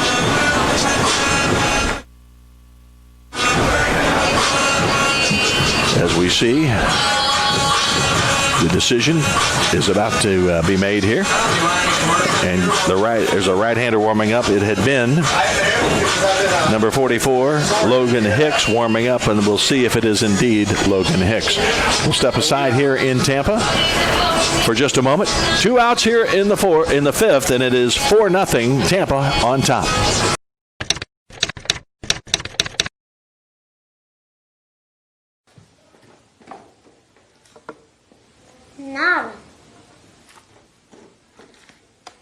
Nada. Empanada. It's Mr. Empanada to you. Now serving up scrumptious empanadas in convenient Tampa Bay locations. Mr. Empanada, delightfully delicious. Now pitching for the Bobcats, number 44, Logan Hicks. You just click on the one you want. So it's this screen right here. Basically, you just click on this one. Just click on it. I'm Robin. And I'm Chris. We're the brothers behind Firehouse Subs. The last thing anyone needed was another sub shop. They needed a better one. We built Firehouse Subs on quality and quantity. And I'm the quality. Why am I quantity? Are you kidding? Try our hook and ladder subs. Smoked turkey breasts, Virginia honey ham, and Monterey Jack cheese. Yeah, all served steaming hot on a toasted sub roll. Our way beats their way. If you don't agree, It's free. on them. Firehouse Subs, founded by firemen. I'm Robin. And I'm Chris. We're the brothers behind Firehouse Subs. The last thing anyone needed was another sub shop. They needed a better one. We built Firehouse Subs on quality and quantity. And I'm the quality. Why am I quantity? Are you kidding? Try our hook and ladder subs. Smoked turkey breasts, Virginia honey ham, and Monterey Jack cheese. Yeah, all served steaming hot on a toasted sub roll. Our way beats their way. If you don't agree, It's free. on them. Firehouse Subs, founded by firemen. So Logan Hicks is the new pitcher for the Bobcats. It will be his second appearance of the season. He's pitched 1 inning. Did not allow a hit or a run. He has struck out 1. Has not walked anybody. So Logan Hicks coming into the game. A right-hander, redshirt junior. Right-handed thrower. He's a big fella, 6'5", 259 pounds. He went to Kennesaw University most recently before joining the Bobcats, and he's on to throw. In for Amundsen. And the first man he'll face is the designated hitter, Danny Servin. Runners at first and second with 2 away here in the bottom of the 5th. It's 4-0. Fastball in for a strike. Servin 0 for 2 has flied to center, flied to left. Scott Lynn, Jack Ike with you. Hope you're enjoying it on a beautiful, sunny Sunday afternoon here in Tampa. Super sunny Sunday. Oh, yeah. It's a gorgeous day. Fastball way outside that time. Servin watched it sail away. 4 runs, 8 hits, no errors for Tampa. No runs, 3 hits, 1 error for the Bobcats. Hicks into the game, pitching to Servin. Connor Kreil, a lefty, is on deck. The right-hander Hicks brings it home. Swung on, tapped foul. We're getting to that time of year. The snowbirds have been here since November or December, but we're getting to that time of year now where it's going to be one of the primo spring break destinations. Oh, yeah. That's coming up. And I mentioned that the pitchers and catchers report in 3 days to most of the Florida spring training camps. Yeah. And we'll have the game against the Phillies in Clearwater before too long. 1 ball, 2 strikes, the count. If you'd like to get tickets to that game, which is February 22nd, a Thursday afternoon at Thresher's Spectrum Field in Clearwater, we'll tell you how to do that and help the Spartans. Maybe right after this pitch. Here comes the 1-2. Big curveball, did not curve. Well, gravity did make it curve back to earth. Sailed away. If you want to go to that game, you can go to the Clearwater Threshers website. You can go to Phillies.com or TampaSpartans.com. If you go to TampaSpartans.com, click on the schedule, and then look for that game and click on Order Tickets. Put in the code Spartans, and some of the proceeds go to the Spartans Athletic Department. Yeah, there'll be a banner ad this week as well at the TampaSpartans.com. Here's the pitch, way outside fastball, and Purcell shows some agility to catch it and save a wild pitch. So now it says 3 balls, 2 strikes on the scoreboard. So we'll see now if Hicks can get Servin or if Servin will win this battle. Spartans have added 2 here in the bottom of the 5th. They scored 2 in the first as well. It's 4-0. Hicks brings it home. Swung on, line drive into left field. Rounding third and coming home is Earhart. He'll score without a play, and the throw goes into second base. Earhart had to hold up because he almost got hit by the line drive. Yeah. But what a nice hit by Servin, driving in a run. Earhart had to show some football moves there because he had to stop and avoid the ball from being hit. And then Gentry at shortstop had to wait because he was coming up on Earhart. And then when Earhart got to third, the third baseman had moved over thinking Earhart was trying to steal, so he had to hop out of the third baseman's way. So he was doing some juking and diving there. It was an obstacle course. Yeah. In the end, it's a run for the Spartans, and now they lead it 5-0. Spartans have had, 3 one-run games this year, if I'm not mistaken. And they're 1-2 in those games? Yes. I think that's lost to Bentley in extras 7-6. Yep. Lost this game Friday night 3-2. 3-2, and yesterday a win 5-4. Yeah, 1-2 in one-run games. This one, at this moment, not a one-run game. So Hicks now will try to get Connor Kreil. Here comes the pitch, swung on, fouled into the dugout. Heads up. Yeah, that was something. Nick DeTringo was standing at the end of the dugout. He literally had to jump over the ball as it sailed into the dugout. Bounced into the dugout. There is a screen in front of the dugout, but that one found it. There's got to be a way to get out of the dugout, and that found that spot. Found the hole. No balls, 1 strike to Connor Kreil. Fastball in the dirt, gets back to the screen, and here comes a run. Harrison Bragg jogs in, and just like that, it's 6-0. And down to second base goes Servin as well on the wild pitch. So finally, the Spartans have put together a big inning, big hits, and now they get the advantage there from the wild pitch. Yeah, great credit for that at bat to Danny Servin. He ended up getting the count full after falling behind early. And then he got that line drive base hit into left field to bring in a run. Keep the inning alive. And Connor Kreil at the plate. The wild pitch by Hicks. There's a fastball high. You know, Hicks doesn't look to have command right now. So the book is actually closed now on Amison. He gives up 6 runs. He had given up only 1 hit in 4 innings in his first 2 appearances of the season, both relief stints. This start, he started out by giving up 3 consecutive hits, 2 infield hits, and then a double to left by Darren Miller that drove in a run, and then Harrison Bragg hit a sacrifice fly. But Amison really then got command and just only allowed 1 base runner in the 2nd, 3rd, and 4th innings. The 5th, though, has been a problem as he gave up a 1-out base hit by Galley. That pitch was ball 3. It's 3-1 to Kryl. A base hit by Galley, a base hit, an infield hit by Stephen Smith. And then the base hit by Earhart. A sacrifice fly by Miller scored a run.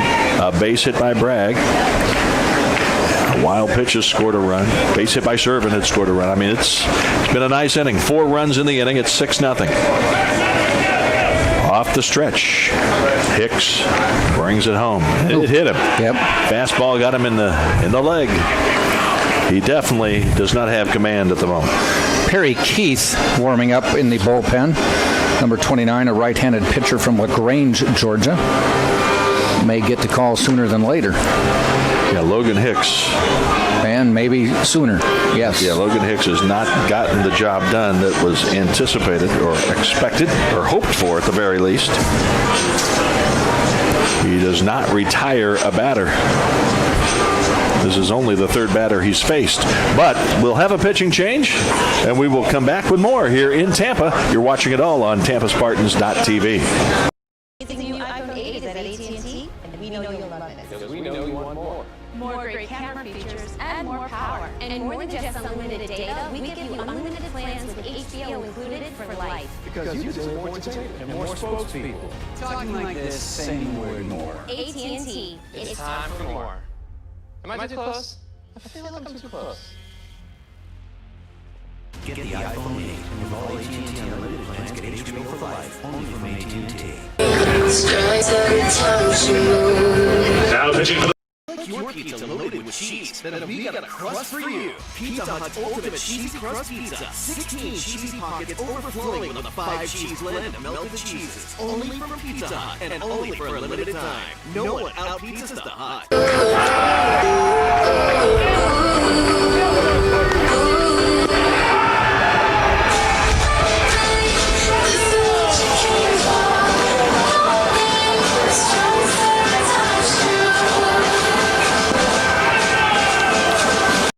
Your pizza loaded with cheese. Then we got a crust for you. Pizza Hut's ultimate cheesy crust pizza. 16 cheesy pockets overflowing with a 5-cheese blend of melted cheeses. Only from Pizza Hut and only for a limited time. No one out-pizzas the Hut. The new pitcher is Perry Keith. As Jack mentioned, he's a redshirt junior, 5'11", 175 pounds, out of LaGrange, Georgia. He went to Gordon College for a time before becoming a Bobcat. Georgia College having a tough 5th inning here as the Spartans have broke it open here with 4 runs. And Hicks struggled in his outing as he tried to slam the door on the Spartans and couldn't get her done. A base hit by Servin. Brought home a run, and Kryl with a hit by pitch. So Keith comes into the game. This will be Keith's 2nd game of the season. His first outing, he went 2 1/3 innings, gave up 4 hits, 2 runs, and did not walk anybody. He struck out 1, and he did allow a home run. The first man to face him here will be Chris Gaffney. 0 for 2, was called out on strikes last inning. Fly to right back in the 2nd. Well, here's his chance. Get a big hit, keep the rally going. Gaffney, the 9th man to bat in the inning for Tampa. As Jack said, finally the Spartans have put together a big inning. Keith works off the stretch. Runners at first and second. It's Servin at second, Kryl at first, and a swing and a miss by Gaffney. Little sidewinder there. They have a couple on their staff who do that.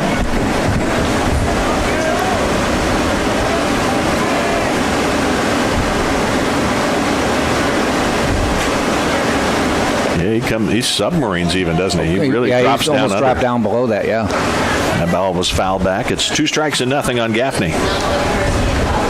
As a hitter, you have to readjust your eyes. Where's that ball coming from? I've always liked that when the pitchers do it. I know, a lot of coaches back in the day, at least, would discourage pitchers from trying to do that. Yeah. Here it comes. It's outside. Casey Scoggins mentioned yesterday he liked it when it was a right-handed pitcher throwing that, he being a lefty, because he said the ball came into him. Yeah. Lefties, he and I both agreed, we're both lefties, that we didn't like that because it looked like they were throwing at you. Oh, yeah. Because they were coming from way on the side. He said a curveball acts like a frisbee. It doesn't drop. It kind of sails in. Interesting. 1-2 pitch. Oh, he took like a lot off that one. And Gaffney swung and missed. So he's out on strikes, and the inning has come to an end. 4 runs, 5 hits, no errors. There was a wild pitch that allowed a run to score, and there were 2 men left on base. So we have played 5 innings here in Tampa, and the Spartans have upped their lead to 6. 6-0. Spartans over the Bobcats of Georgia College. At the Godfrey Hotel, formerly Bay Harbor, is located at 7700 West Courtney Campbell Causeway. It's in Tampa. Offers a special rate to all UT supporters and guests. The Godfrey Hotel and Cabanas on Courtney Campbell Causeway. And the Firehouse at Firehouse Subs, or subs are made the firefighter way. Served steaming hot and loaded with the finest fresh sliced meats and cheeses. Located at 2617 West Kennedy Boulevard. Firehouse, founded by firemen. Scott Lynn along with Jack Ike, and we're about to head to the 6th inning. So to take you the rest of the way, I'll turn it over to my broadcasting partner, Mr. Jack Ike. All right. You've set me up for, can I get a save? With a 6-0 lead? Only if it gets close. There's a lot of innings, though. Yeah. I think they got to be within a few runs, don't they? Well, I guess you just want me to hold the lead. Just hold the lead. In fact, don't even make it close. Let's just go 6-0 and the rest of the way. Okay. I mean, from a broadcaster standpoint who would like to. I do have a honeydew list at home. You do? You mentioned earlier that you were going to mow the lawn. Mm-hmm. Mine is vacuum the house. Ooh. I got a honeydew list that starts with that. Am I looking forward to that. So let's get this game over. You can go. You can go now. I'm sure the little dust bunnies will hold until I get there. All right. Kevin Pimentel back on the mound in 5 innings of pitching. He's thrown only 44 pitches, so very efficient on the pitch count to this point. And again, only 3 hits allowed too. I mean, it really a nice job for Pimentel. First batter he faces is Cassius Young, the 9th hitter in the order. Base hit his first time up. Spartans' biggest inning of the season, 4 runs, 5 hits last inning. Ball a little bit low. On deck is Gentry, followed by Maddox. Well, we've talked about this Georgia College team. I mean, they've shown the ability to hit, and they've had the ability to score a lot and often. Popped up, heading over second base. Coming in is DeTringo, and he makes the catch. When you go back to their season opener against Payne, they scored in every inning and won 21-0. So let's take nothing for granted here. That sounds like a house of pain there. Yeah.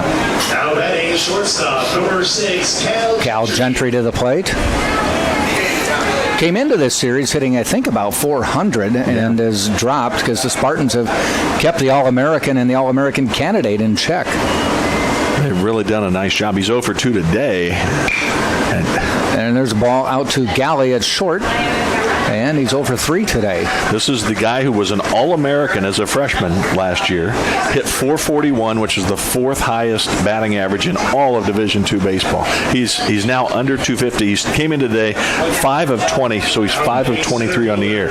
You know what? It'll be up there before it's over. The Spartans have kept him in check. And that's, I think, going to be the key if they end up winning this series. You've kept their leadoff man, Gentry, who's has been a terrific leadoff man. You've kept him off the base paths. Yep. Maddox at the plate. He, on the other hand, is 3 for 3 today, and that one is going to head toward the wall, cut off by DeTringo, but Maddox is going to cruise into second, slides in with a double. His second straight double. This guy's had the hot bat. So a 2-out double will bring Womack to the plate.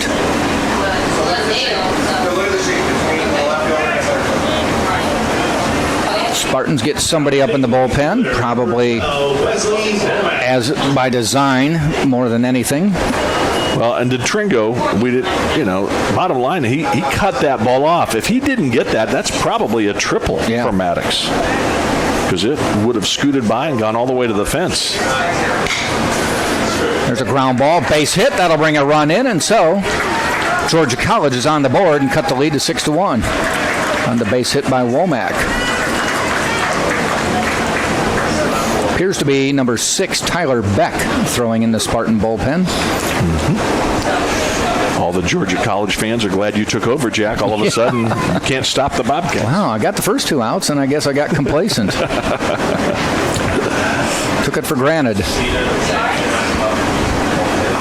A real nice job of hitting there. I mean, Maddox, the first guy, gets a double on a just hit a rope out there to center, hit it to where he could get the extra base, and then Womack immediately singles, grounds it, pulls it right through the hole. Again, a very nice job. Brandon Purcell, the catcher, to the plate.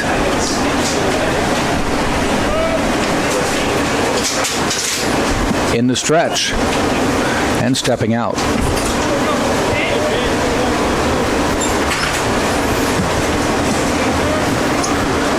Now back in, and the pitch, swing and a miss.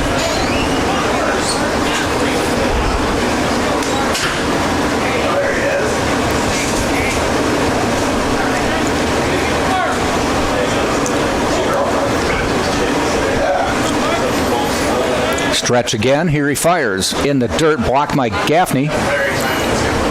Womack not able to advance at all. Kept it in front of him.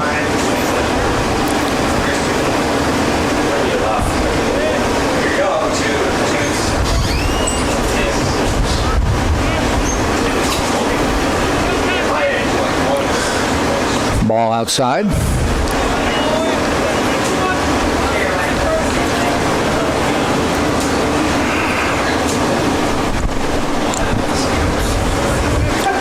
Two balls, one strike. Womack or Purcell at the plate. Womack on first. And the pitch. Shot out into left field. Smith coming in quickly. Makes the running catch to end the inning. So they do pick up a run on a couple hits. They leave a runner. But we've now played 5.5, and it is Tampa 6, Georgia College 1. Mastro Subaru is your trusted Tampa Subaru dealer, located at 6402 West Hillsborough Avenue. At Mastro Subaru, our reputation rides with you. And Embassy Suites downtown, right in the heart of downtown, just a few blocks from campus. Come stay in luxury at the Embassy Suites downtown, 513 South Florida Avenue in Tampa. Located at 2617 West Kennedy Boulevard, Firehouse, founded by firemen.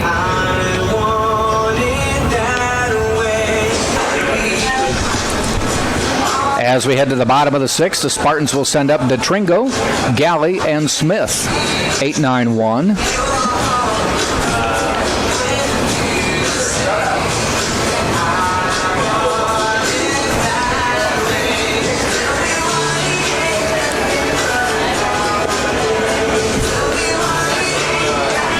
Perry Keith back out for another inning.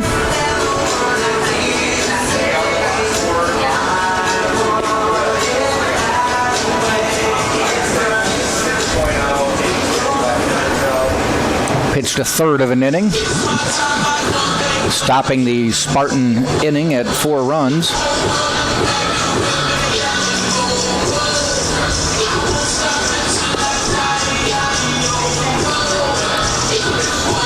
Beck a little more active in his warm-up, so that may be all we'll see for Pimentel. 6 solid innings.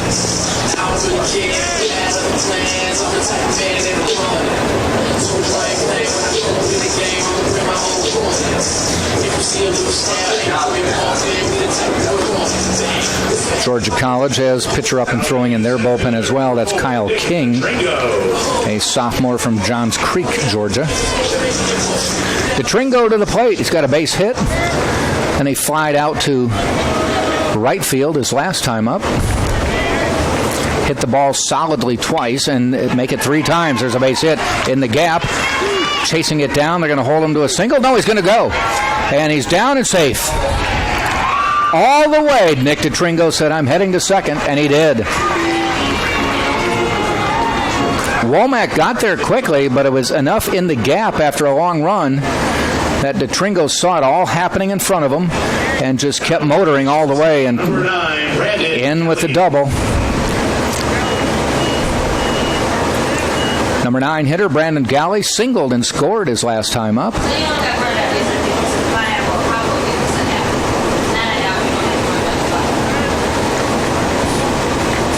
Shows bunt, pulls it back, called strike.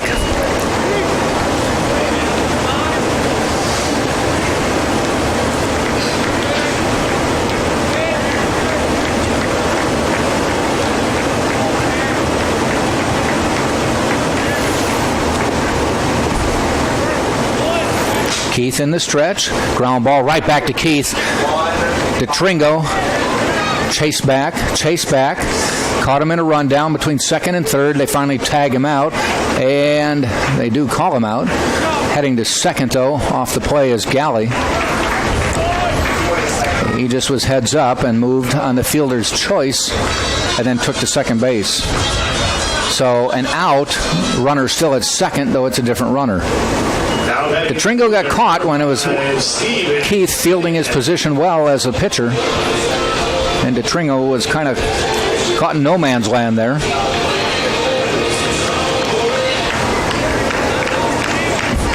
Keith tossing it over to the third baseman. And then they started the wheels in motion to get DeTringo as he slid into third. There's one hit deep for Stephen Smith near the wall. It's off the wall. He is going to head into second. Joe Urso sending the runner in from second base. Sliding in safely is Brandon Galley, and the Spartans get that run back and lead 7-1. Galley had to wait as that ball hit at the base of the wall, and he had to wait to see if Womack had a play on it. Then Joe Urso sent him in anyway, and he scored ahead of the throw to make it a 7-1 Spartan lead.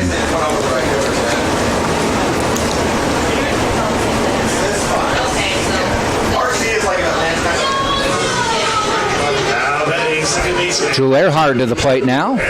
He's got a 2-for-3 day. Both times he's gotten on, he has scored.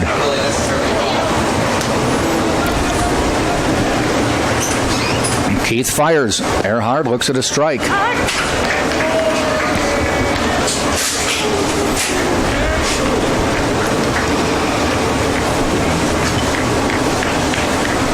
One out, a run in. Galley on second. Earhart at the plate. And he hits one out into right field. Womack gives chase, has it in his sights, and makes the catch. And tagging from second and scampering over to third, standing up, is Brandon Galley.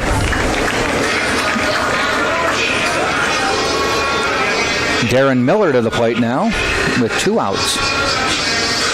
Spartans have recorded another double-digit hitting day. That's their 5th of 6 games this year. They've reached double digits.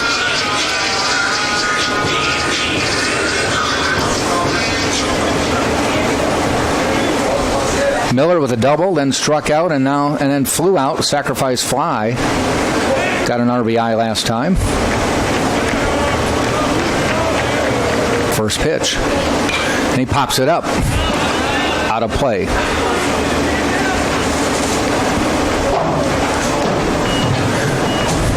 Hitting atop our broadcast booth.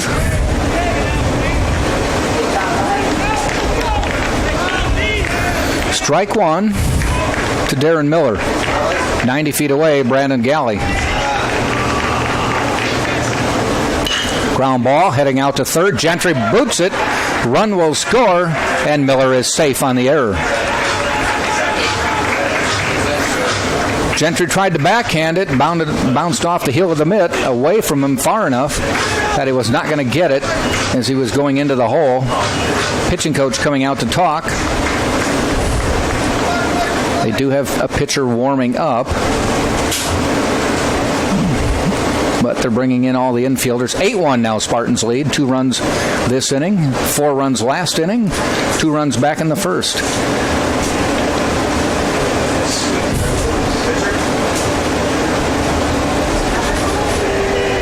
And they are going to make the change. So we will have another pitching change. We'll get you the word on who it is. But we'll take a quick break and come back.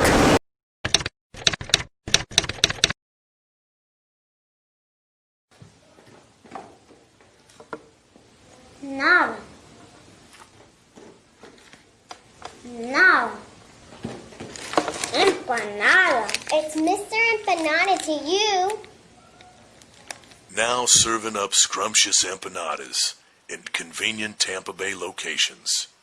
Mr. Empanada, delightfully delicious. Kyle King. The sum above difference is giant. Giant hearts. Giant differences and giant wins. On Jersey Mike's annual day of giving, 100% of sales go to a great cause in your community. Jersey Mike's. Be a sub above. You know I feel so dirty when they start talking cute. I wanna tell them that I love them, but the point is probably moot. This is the University of Tampa.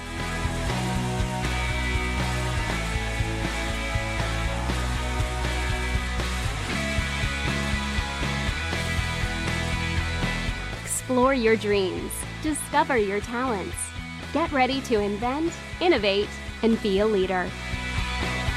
This is the University of Tampa.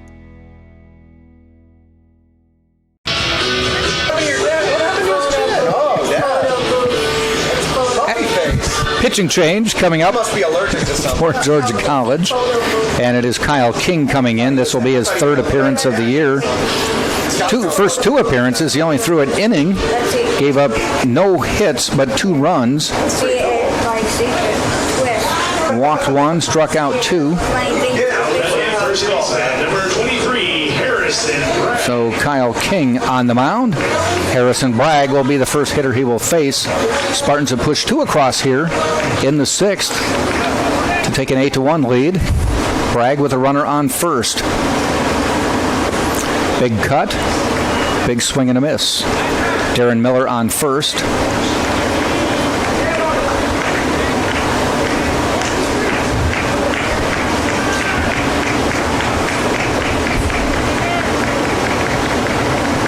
And the pitch. That one's outside for a ball. They play Harrison Bragg somewhat deeply. They've heard about him. And the pitch. Fouled off down the right field line.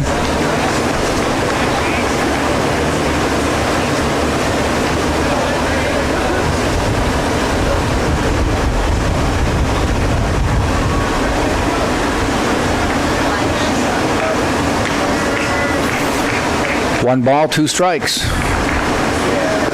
Outside. 2-2 now with 2 out.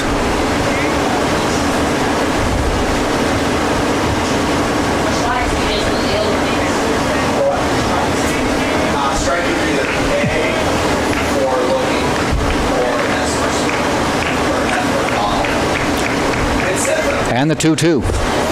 Just missed outside.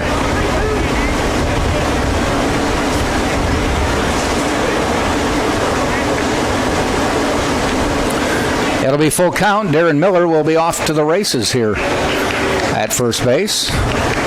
There he goes. The pitch, ground ball up the middle. That's going to be in for a base hit.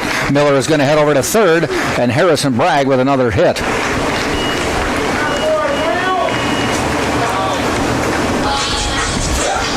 Runners now at the corners with 2 out, and Danny Servin to the plate.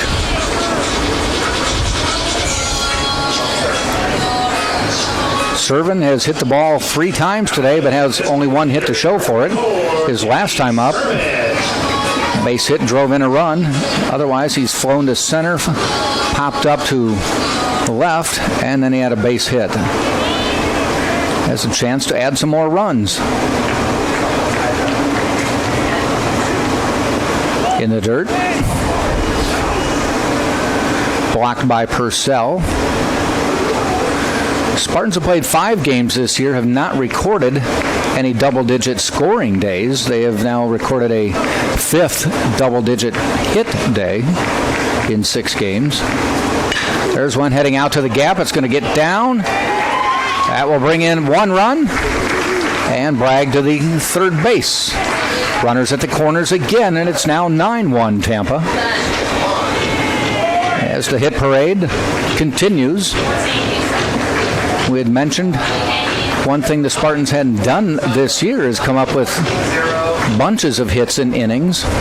They've taken care of that issue today. 9 runs, 14 hits now. Connor Kryl to the plate. Kryl with a strikeout, a ground out, and a hit by pitch his last time. And a hit by pitch again. Hit in ankle. That would be a HIA. I don't know if they'll get that specific next time. Probably not. Just another HBP, but back-to-back. Fortunately, I think he wears a little guard around his ankle, handing it over to Jose Jimenez. And it will bring Chris Gaffney to the plate. Chris Gaffney. Bases loaded. Good situation for Gaffney to come through here. 9th man to bat in the inning, Jack. You said that last inning. I did. With Gaffney. And same situation. Yeah. Different result, we'll see. Bases loaded. It's Bragg, Servin, Kryl. 3rd, 2nd, 1st.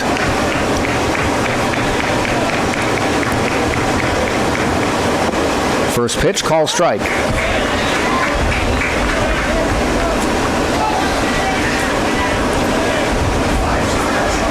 They're really playing Gaffney to pull down the third baseline. The third baseman's almost on the line, and that leaves a big hole between the shortstop and the third baseman.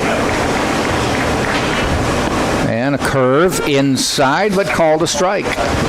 Chris looks back, shakes his head a little bit. Said, okay, well, I get that call when I'm catching. They are guarding the line, but if he gets it over the third baseman's head, he could run for a couple days. The pitch fouled off.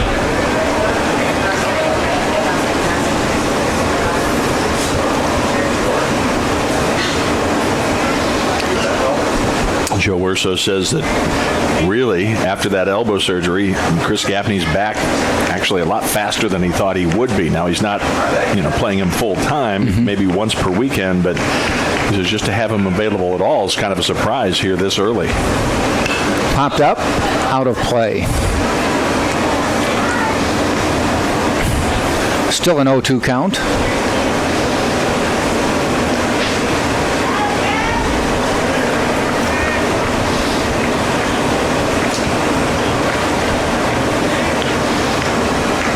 Bases loaded, 2 outs, bottom of the 6th.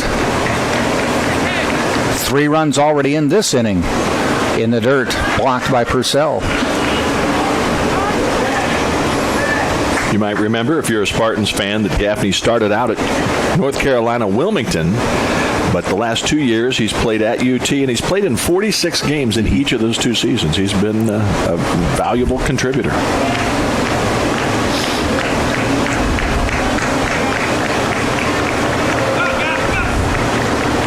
And the 0-2. Gaffney fouls it off.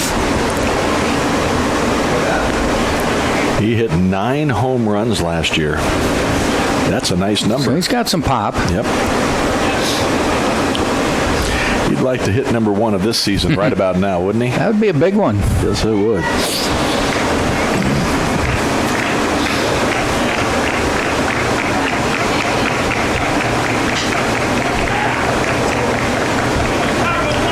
One-two pitch.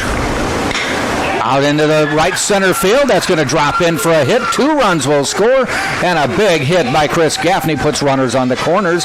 And the Spartans now lead 11-1. Their first double-digit scoring day, as they have really broken this game open the last 2 innings with 4 in the 5th and now 6 and holding here in the 6th.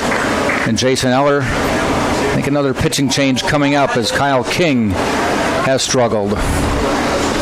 Well, the 2 relievers out of the bullpen, the last couple innings, Hicks initially, the first man out of the pen, faced 2 men, gave up a base hit, and then hit the other guy, and so he extended the rally. Keith came in and did a nice job actually striking out Gaffney to end the inning last time around, but then this time here comes King into the inning, and he doesn't get anybody out. Gave up a single, a hit by pitch, and another single. 2 more runs coming in. As Jack said, this is the big inning. Biggest inning of the season. Easily, yep, which broke last inning. Yeah. It appears as if it's number 31 coming into pitch. 4 in the 5th, 5 in the 6th. Yeah. Number 31 is not on the roster. Because it's 27. That would explain it. 27 is Brooks Luther, a right-handed pitcher, a junior out of Dallas, Georgia. And the numbers on Brooks, has he pitched this year? Yes, he has. He has. He's got a third of an inning. Gave up 2 hits, 2 runs. 1 of the runs was earned. So limited appearances.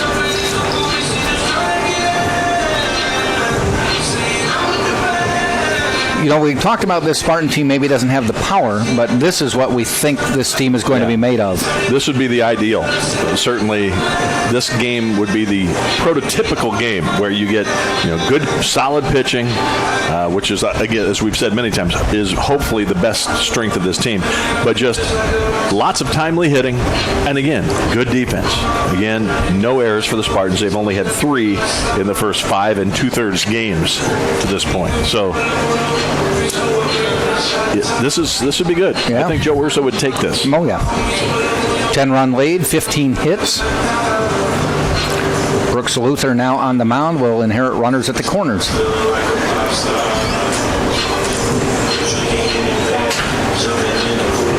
A while ago, I was talking about Joe Urso and what a remarkable program he has here. I mean, this is his 18th year, I think, the program. And coming into the season, 744 wins, 217 losses, 12 Sunshine State Conference titles, 10 NCAA South Regional Championships, and then, of course, he has been part. We mentioned they have won 7 national championships. He's won 4 as the head coach in 2006 and 7, as well as 2013 and 2015. Wasn't it 2014 when they went 50? They had the best record, 54 phenomenal record, and were 54-2. Yeah, until the last 2 games at the World Series. Series. Yeah, at the NCAA College World Series in Cary, North Carolina. Nick DeTringo to the plate, actually not on the corners. Runners at first and second for DeTringo is. We had them at the corners, but they're not. The runners are not at the corners. They're listed at the corners on our stat monitor, which I thought was. I think there's a little-known rule. If you have a 10-run lead in the 6th inning or later, you have to send your runner back. I swear they were at the corners. I had him moving up. Kryl, I thought, moved to third on that base hit as well. He did. I said he will have runners at the corners. Yeah. Off the hit. Maybe he missed the bag and just now went back and touched it. Maybe. But I said Gaffney's hit. Yeah. Move runners to the corners. I heard that and I agreed with you. So. Oh, well. It may not matter as there's 2 outs. It doesn't. There it is. Okay. It doesn't matter, but I'm sure there were runners at the corners. Well, maybe there was a pinch runner and he didn't know which base he was supposed to go to. Said pick a base, any base. Find one that's free. Find an open one. All right. Well, it's a 5-run, 6-hit inning for the Spartans. They leave 1 man on after all was said and done, and we have now played 6 full innings, and it is Tampa 11, Georgia College 1. as the Spartans just pummeling away now. Nice to have a nice run here for the Spartans. So many close games and a nice breathable game, if you will. Yes. Again, you don't want to take anything for granted. There's still 3 at-bats coming for Georgia College, but still, with a 10-run lead, you like to think you could hang on to that. We do have some fine sponsors here of UT Athletics. Walter's Press Box is Tampa's favorite place to watch the big game and party. The Press Box, 222 South Dale Mabry in Tampa. The Barnes & Noble Campus Bookstore has everything UT in one place, located in the Vaughn Center. First floor open Monday through Saturday, or you shop online at utampa.bncollege.com. That's BN College. BN is in Barnes & Noble. So utampa.bncollege.com. And the official chariot of the Spartans is Mart's First Class Coach. If you need to charter a bus, go online to martsfirstclass.com. Mart's is M-A-R-T-Z, and then First Class, spell it all out. Put all those words together, and you got martsfirstclass.com, and you have yourself a bus to the big game or wherever you want to go. Okay. Tyler Beck coming in to pitch as Kevin Pimentel is done after 6 solid innings of pitching and doing a nice job with the bats to give the Spartans the lead. Beck comes in with, this will be his second appearance. He's pitched 1 inning, walked 1, and that was it. Got 3 outs. About this time with this lead, we got to keep our eye on the fielders to see if any changes are made.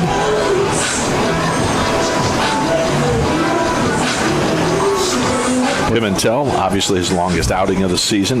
Book is closed on him, as you say. 5 hits, 1 run, it was earned. Didn't walk any, didn't strike out any. A very nice, solid outing. Had good defense behind him. Had a couple balls hit early that gave you the indication it might be a short day for Kevin Pimentel. First 2 batters. But he hung around a long time and leaves with a 10-run lead. And it will be a pinch hitter coming up here. Number 16 coming to the plate is Mike Warren. He pinch hit the other night. Is a senior from Atlanta, Georgia.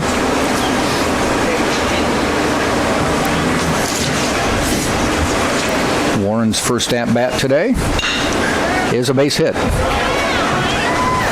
So before I can grab the sheet with his stats, he's added to them. He's on the base. Yeah.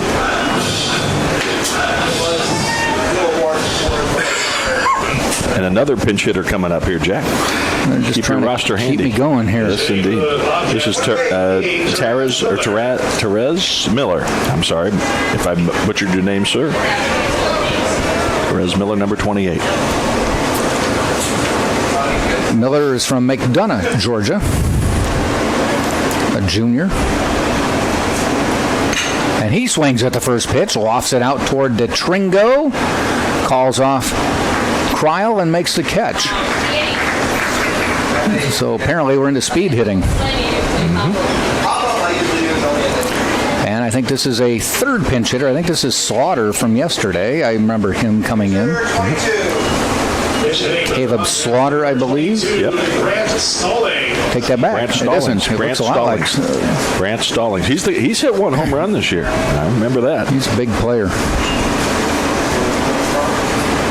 Grant Stallings.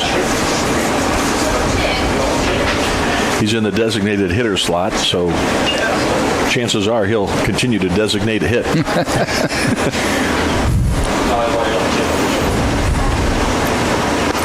First pitch is a strike. 1 out, 1 on here in the 7th. Tyler Beck on the mound for the Spartans now. Stallings waits with Warren on first.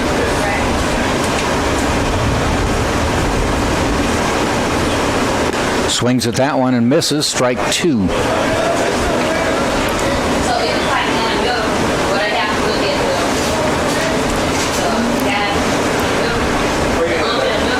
Tyler Beck's out pitch is said to be his slider. Now, he has a 90 to 92 mile an hour fastball, but he's got a good change as well. Let's see if we see the slider. Oh, race down the line, but foul. Boy, he got a round on that one. Foul by about 5 to 10 feet down the left field line.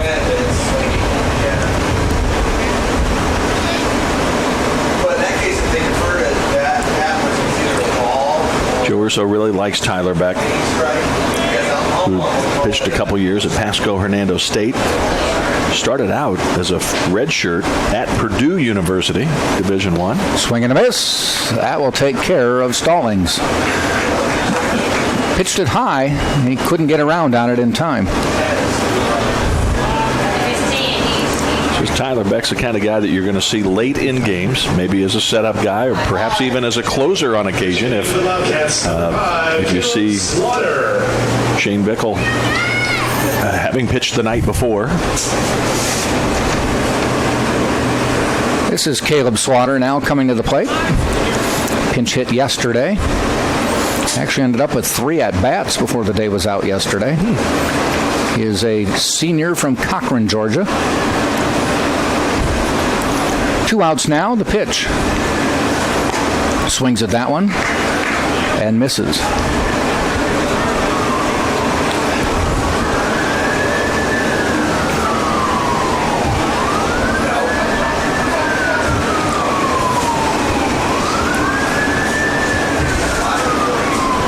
The 0-1 pitch. Ball high.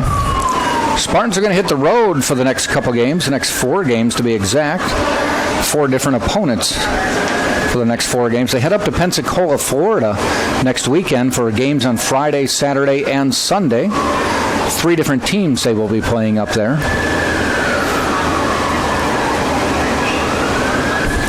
Ball high. They will be playing at West Florida. It's the home field of West Florida. And on Friday, they will play West Florida at 6. Saturday, they will play Spring Hill at 1 o'clock. Spring Hill is a team that's often come to Tampa and played a 3-game series. Mm-hmm. And then on Sunday, they'll be playing Palm Beach Atlantic, a Sunshine State Conference foe in a non-conference but regional game. Slaughter pops it up. Kryl in right, heads over toward the line, waits, makes the catch. The inning is over. So a no-run, 1-hit inning. Tyler Beck gets out of it quickly. And we've played 6.5. If you're at the ballpark or at home, need something to do, it's 7th inning stretch time. So stand up, cheer for your team as it is 11-1, Tampa on top. As we head to the bottom of the 7th, the Spartans will send up Galley, Smith, and Earhart right here on TampaSpartans.tv. One of our fine sponsors is Crown Plaza. You can stay at Crown Plaza Hotels and Resorts. It's the place to meet. And one of my favorite places, Krispy Kreme. For generations, Krispy Kreme's been serving delicious donuts and coffee. Visit the nearest Krispy Kreme on West Kennedy. Krispy Kreme serving hot donuts right now. Jack standing up here for the stretch. I am. Nothing wrong with that. I don't know if you heard my knees as I stood up, but I heard a grunt. Yeah, that too. Been there, done that. You know, it's a beautiful day to be here. Yes. And a nice crowd. We do have some fans from Georgia College that have made the trip. I saw today in the paper, or actually I think I saw it on Twitter, a report that Disney World has done it again. They have raised the prices. Really? They need more money. They do. I think it was going up if I'm not mistaken, they had 4 different times of year, and the time that's the least busy, the tickets are going up $2. Meaning per day. During the time of day that it's least busy, or time of year? I think the season. Okay. The middle kind of area, where it's a little busier but not totally, spring break kind of thing, they're going up $4. And then the peak times are going up $8. Wow. And I believe, if I remember correctly, don't hold me to it, but I think it's $129 a day now. Yep. For $129, you could buy season tickets, I think, to the Tampa baseball game. For a couple years. Just tell them Jack Ike said that you can get it for $129 for 2 years. And we'll see if you can talk your way in at that. And we'll give you a fast pass to the front row. Yeah, there you go. It's I know it's a marvelous experience, but at some point, better be. At some point, and I know professional sporting events are in the same ballpark. Right. I mean, it's $250 for NBA lower bowl seats now and things like that. So it's expensive to be a fan sometimes. But the thing is typically if you're going as a fan, you're not going as a family to a sporting event. If you're going to Disney World, you're not going as a couple for the most part, husband and wife. You're going as 1, 2, 8 kids. Yeah, right, exactly. That becomes an investment. That's just to get into the park. Yeah, an investment that falls faster than those... Bitcoin. Yes, faster than Bitcoin. That's exactly where I was headed. Yeah, that's just to get into the park. That's not your lodging.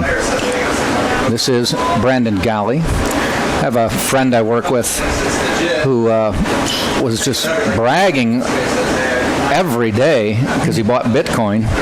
And he's like, I'm up like, he said, I didn't buy a lot, but I'm up like $400 today. Next day he'd come in and say, I'm up about $250 today. And he hasn't spoken much lately. Yeah, not talking now. No. The other thing about Disney World, and I loved it. I took my kids there. I've done it. She's been there twice. We've taken her twice. It's absolutely a wonderful place. It's a wonderful experience. But I have a niece. I have 2 nieces. And they're about, 6 years apart. And they took the older niece by herself the first time. And there's a pop-up, and giving chase is Slaughter, and he makes the catch. Slaughter stays into play. Luther still on the mound. Let's see if there's any other changes. Warren has gone to left field. Slaughter playing first base, and Holloway is now behind the plate. Spartans are sending up Danny Maynard to the plate. Batting for Smith. Bat for Smith. Smith's day is over. Danny Maynard coming in has played a lot this year. He's from Burnt Hills, New York, by way of Maryland, University of Maryland. May come in at catcher, but he has played outfield as well. He's played right field. They may move, what they've done in the past is move Connor Kreil to left and Maynard to right. We'll see what happens. Nice day, by the way, for Stephen Smith. 3 for 4, 3 runs scored, drove in a run, had an RBI double. That's back-to-back, 3 for 4 days. Yeah. Little curveball, strike. To finish the story, yes. They took the older daughter when she was very young, and I want to say 5 years old, perhaps 5 years old, maybe before the other one was even born. I can't recall. But bottom line, she's very young, 5 or 6 years old. She's now swing and a miss. Either a teenager, just become a teenager, or she's 12. Okay, so it's in there. They took the family there again last summer, and they stayed with us, and we asked, what do you remember about the first time? And she said, I was there before. Didn't remember. Yeah. Hardly anything about it. She did say, well, I don't have very many memories of it being there, but I've seen the pictures. So you start to wonder, at what point is the good level? When do you take them? You want to be appreciated. Yes. I took it at Disney World. Yes. Remember? I love Disney World. Don't get me wrong. It's a great thing. Everybody should do it at least once. And that will get Danny Maynard a pass to first as another HIA, hit in ankle. Is that an official stat? No. Okay. Another pinch hitter coming up for the Spartans, number 21, Garrett Back. And he is batting for Earhart. I was going to say Garrett Back typically comes in as a second baseman or a shortstop. We took Devin when she was in 5 or 6 years old. She was either in kindergarten or first grade. In Wisconsin, they had like 3 days in October, which were like teachers' convention days and stuff, so school was out. So we took her then. We had the park to ourselves. Wow. Because everyone else in the U.S. is in school. Yeah. And we were one of the only ones who were speaking English, because people from all over the world aren't quite on the same schedule for the academic calendar as we are. Interesting, yeah. And I'd go on a ride, and I'd get back in line, and I would be second in line. Wow. There were no lines? No. My. Fast pass, unnecessary. Wow. Nice. And then we went a couple years ago with Grandma and Grandpa in late May, early June, right when school was getting out, and it was busy and hot. Wow, yeah. back, down the line, but foul into the Spartan bullpen. You mentioned he's batting for Earhart. He had a nice day. 3 for 4, scored a couple. Going to have a few of those when you've got 15 hits on the board. Yeah.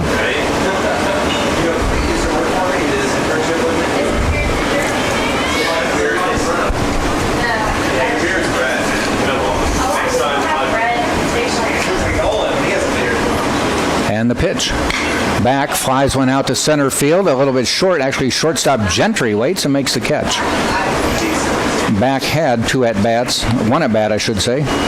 Now he has 2 at-bats, no hit. And another pinch hitter coming up for the Spartans. We mentioned that this is about when Joe Urso will make those moves. Cole Perry coming up. I believe he started yesterday's game. This is his first year at UT. He spent a couple years at St. John's River State College. He's a Jacksonville, Florida native out of Atlantic Coast High School. It's kind of neat to have a high school named like Atlantic Coast High School. Yeah. You know right where your high school is. You're on the Atlantic Coast. This guy's got some pop in his bat, by the way. He has a longer swing, which could mean more strikeouts potentially, but he has power. Again, not everybody has the ability to hit the ball out of the park. This guy can.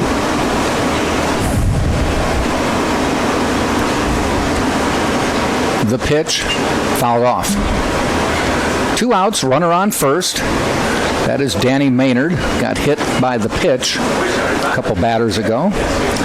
Luther kind of brings it from the side or down under too, doesn't he? They have a couple of them like that. I think there's probably one more out there. Pitched yesterday.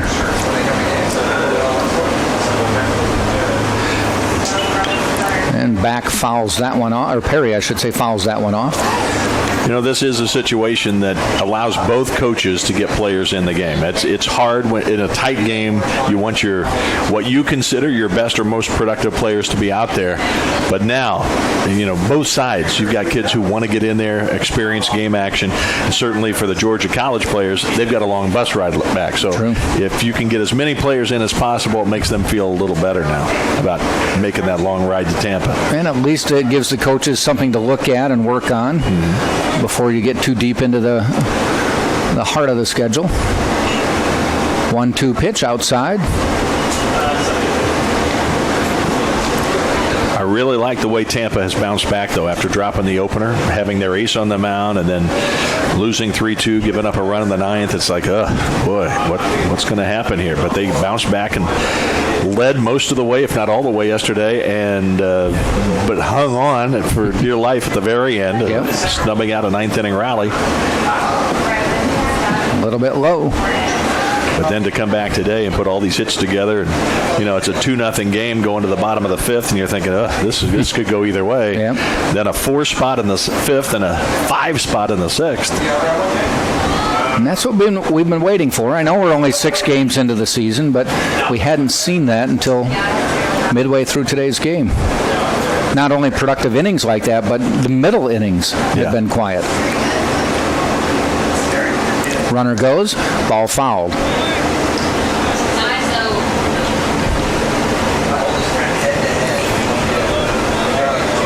I see Harrison Bragg is still on deck. Yep. 2 things. Number one, I mean, you could take him out, and you never know, he could be called back if he comes to bat in this inning. But secondly, he is a great defensive first baseman, so I think you want him maybe to go back out. Yeah, I think you probably, if you're Joe Urso, you want a decent fielder out there at first base. At least one more. Yep. Ball hit out into right field. Does it get down? It does, and a base hit for Cole Perry. Runners on the corners. I'm going to make a note of that. You said the runners on the corner. I see them on the corners. Yeah, but if there's a delay in the game, you just watch where they are.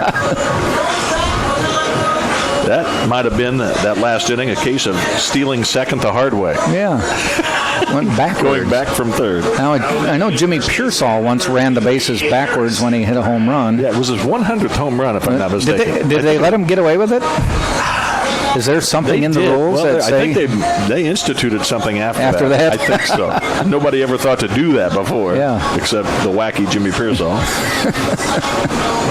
That was back in the 60s, if I remember right. That would be the 1960s. You have to clarify that nowadays. I guess so. Oh, boy. Bragg right here. He can swing for the downs. Yep. Just bounces it out to Gentry at short. Gentry hustles, throws in time, innings over. So no runs, 1 hit, a couple runners left on base. We have now played 7 full innings, and it is Tampa 11 and Georgia College 1 right here on TampaSpartans.tv and the Sunshine State Digital Network.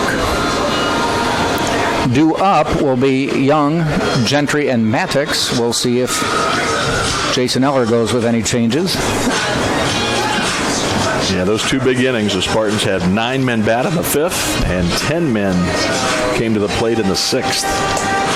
And they scored 9 runs in those 2 innings total. Tyler Beck on the mound. I notice when Devin comes to the game, she comes ready. She's got Skittles, she's got French Skittles, fries. She's got fries, she's got gum, she's got the iPad. She is set. She's cute. She's got it all going for her. Yeah. Wearing a dream cap right now. What'd you say? I'm cute too? No, oh, I had a hamburger and fries too. Yes. Hamburger and fries. Yeah, exactly. Yes, she comes with Dad. Dad comes armed with his wallet. Yes. Years ago, a friend of mine said, I've learned I'm not a dad, I'm an ATM. I think so. So there are some fielding changes. Yep, as Back we is expected. At second, as you mentioned. Cryle did go to left. We have a change at third base. Let's see, I don't know if you can see those. Perry has gone to third. Maynard has gone to right. Cryle moves to left. Back, I should say. Garrett Back is at second. Tyler Beck is pitching. Yeah, so it is Cryle, DeTringo, and Maynard left to right. Perry, Galley, Back, and Bragg third to first. And Gaffney's still catching, and Tyler Beck is the pitcher still. And a pinch hitter on the first pitch out toward Cryle, and he makes the catch, and that pinch hitting was Furphy. See if we can give him his due here before he gets too far back into the dugout, because he didn't give us too much time. Number 20 is Eric Furphy, who is a junior from Suwanee, Georgia. Cal Gentry to lead off. The leadoff hitter has been kept in check this weekend, 0 for 3 today.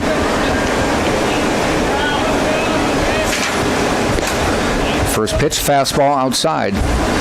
Top of the 8th, Tampa 11, Georgia College 1.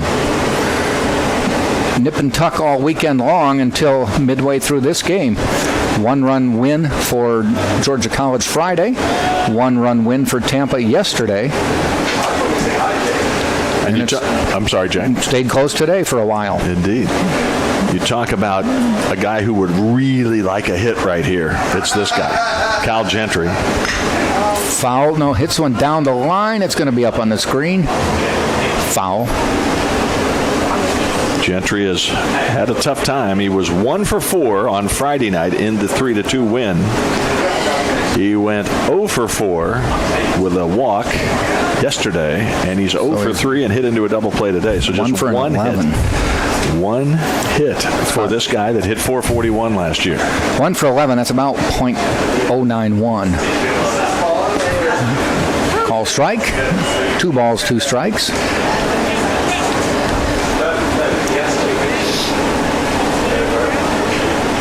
And again, I think, Coach Jason Eller's leaving him out there, understanding he needs a hit. Won't get it. Swings and misses here and goes down swinging. Got a little piece of it, but just fouled it into Gaffney's glove, and boy, he walks very slowly back to. So he'll have to regroup, and I'm sure he will. He'll still have a fine year. I have no doubt about that. I think you mentioned they have West Georgia on Wednesday. Wednesday, yes. They've already played West Georgia too. They did. And they actually lost to West Georgia. West Georgia typically one of the top teams in this region. They were 4-0 after beating Georgia College 8-4. Georgia College actually led that game 4-1 and then gave up 2 runs in the 5th and 5 runs in the 6th to lose 8-4. Logan Maddox at the plate. He wants to bat because he's got a base hit, a double, and a double today. And in fact, we mentioned it at the time that DeTringo did a nice job of cutting off the ball in center field that almost made it to the wall. If he didn't get it and it did go rolling out to the wall, that would have been a triple for sure. Yep. At least. He did score after getting that double last at bat.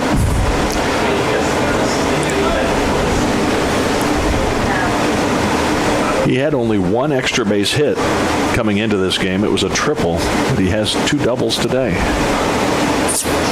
Swing and a miss there.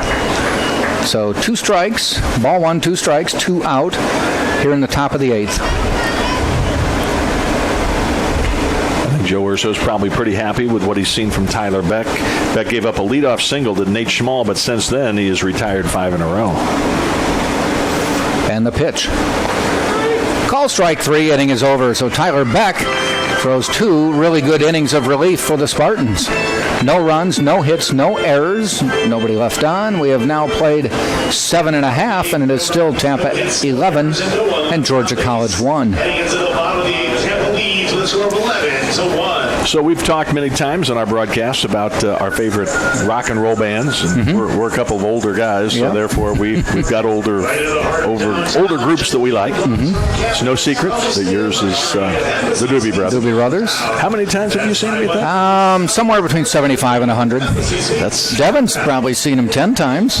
Well, she's 13. Yeah, well, she gets taken backstage and gets to go backstage. Meet Pat Simmons and everything. Yes. And Mrs. Simmons, who often travels. And she gets to meet all the other band members, but they don't know her as well as Pat and his wife Chris. Yeah, very nice. Who are our buddies. That's a cool deal. We found out a few years ago that our Green Bay Packer fans had never been to see a Packer game, and I had them all lined up to go sing the national anthem at a Packer preseason game. I had the band. Did you the really? Packers said yes, but they could not rearrange their schedule. Really? They were touring in another part of the country and couldn't make it.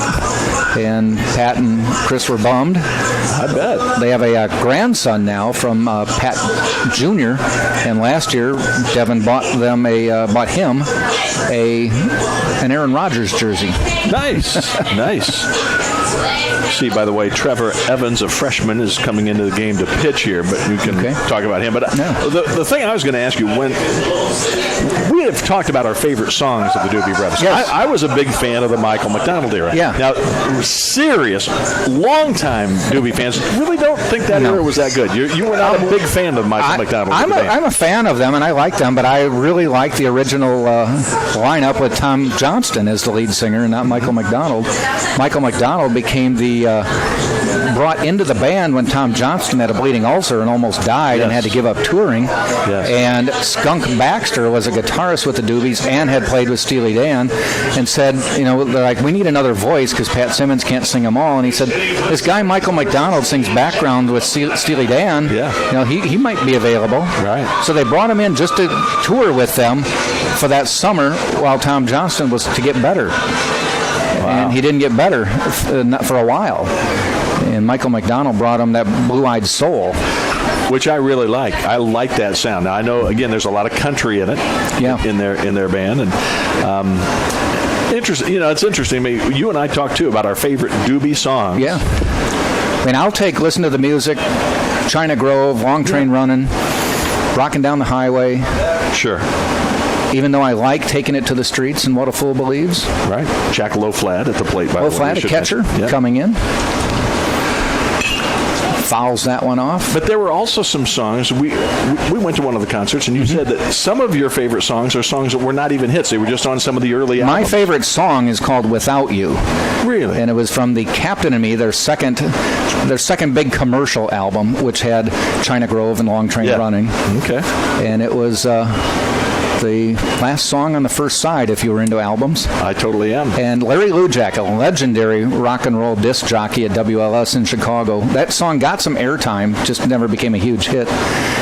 And there's Loflad, speaking of a huge hit, sends one out to center, or left fielder, but it was caught. Larry Lujak said you can always tell when a band really likes singing a song when you can't understand a word they're saying. And it was just a good old-fashioned rock and roll song.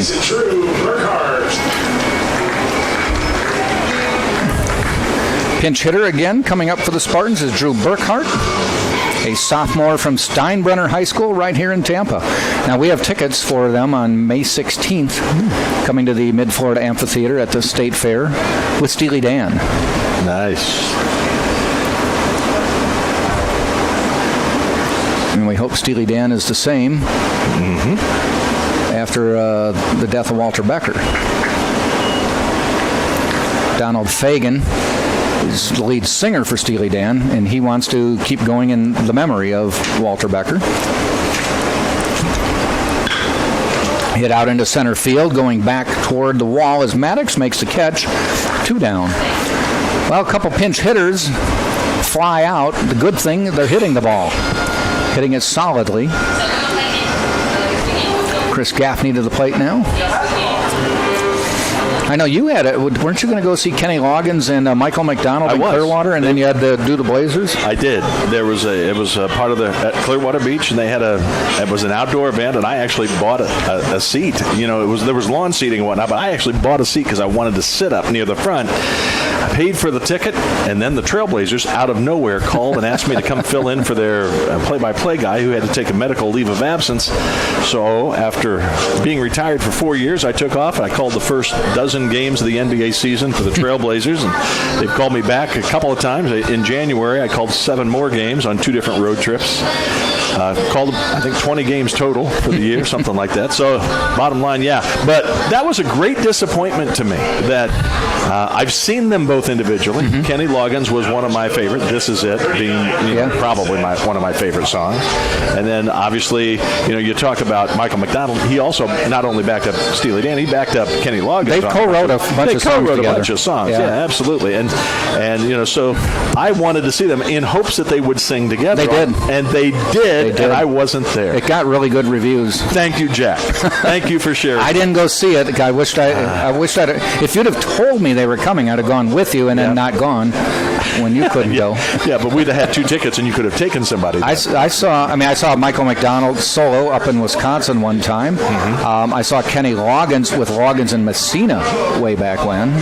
Okay. Which I still think was a great combo. And very country. There was a country twang to it, I think. Country rock. Yeah. That would have been a great one to see. I saw Michael McDonald and Michael McDonald and Donald Fagen together. And then, I think I've shared this with you, I had to leave because I had to work very early. I had to get up like 2 in the morning to go work a morning shift on radio. So I left at 11 o'clock. I said, I got to leave by 11 to get just 2 hours sleep. So we left. And it was right at the end of Fagen's set. And on the encore, Michael McDonald came out and backed him up on Peg and all the hit songs that they had together. And I just kicked myself forever I could have gone without sleep one night. I could have. And I should have. New pitcher coming in, Connor Wilson, with 2 outs in the 8th. He is a junior from Noonan, Georgia. Played at West Georgia Tech for a while. His first batter to face will be Chris Gaffney. Gaffney, with a nice base hit, drove in 2 runs last time up.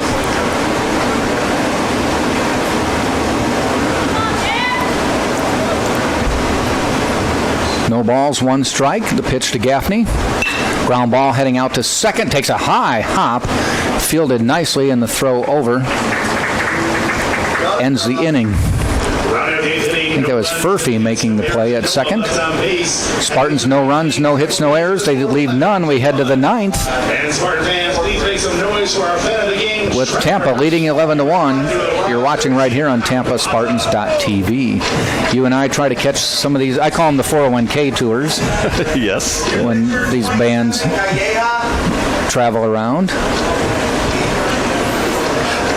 It is fun. It is fun. You know, it's funny because I've seen so many of these older generation bands play that I picture them now as these older gentlemen. I just freak out when I see them with their long hair in the 70s kind of look. And I'm like, wow, did they really look that unkempt?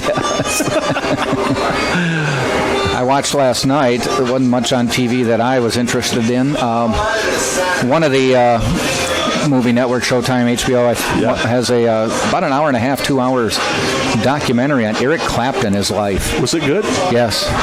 I saw that. They call it Life in 12 Bars. Yeah. And, I mean, he, as great as he is and was mixed up for a long time. Yeah, he had some serious drug and alcohol. I mean, it went from heroin, and then he got over that, so he thought drinking would be a suitable substitute, and it was almost worse. Some personal problems. Wow. He said he commented that he can listen to some of his hit songs, and I don't know if they ever highlighted which ones, but he said, I can tell you which songs I was singing when I was drunk. Really? Yeah. He said, I know they were hits, but I can tell that I was an alcoholic at the time when we were doing those. Wow. Do have a new pitcher here, Jack. Christian Kalea is coming in for Tampa, the left-hander, 6-foot senior out of Hialeah.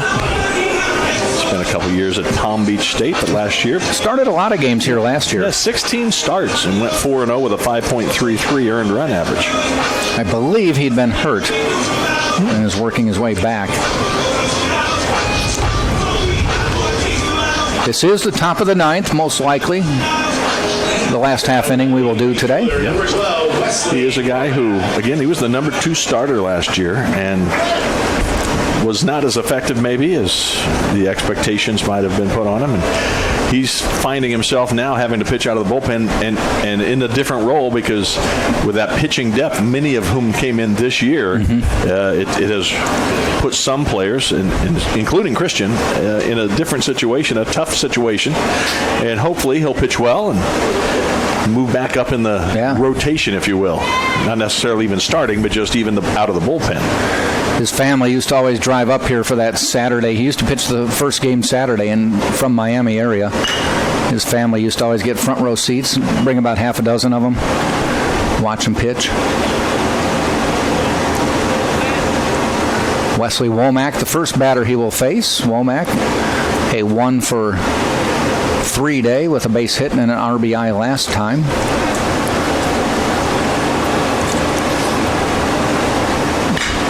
That one is hit foul down the line. Our next game, we will broadcast the game at the Phillies, though it's technically a road game, and that is on February 22nd. But our next broadcast here will be the next day when Florida Tech comes to town as we jump into Sunshine State Conference play. So makes it a little tough on Joe Urso because he's got that game that a lot of people anticipate against the Phillies on Thursday. But he's got to actually keep the team ready to start conference play. There's a ground ball out to second. Back, fields it. And there's one down.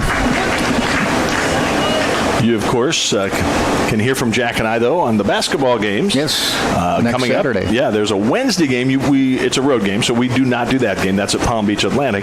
But then the senior day,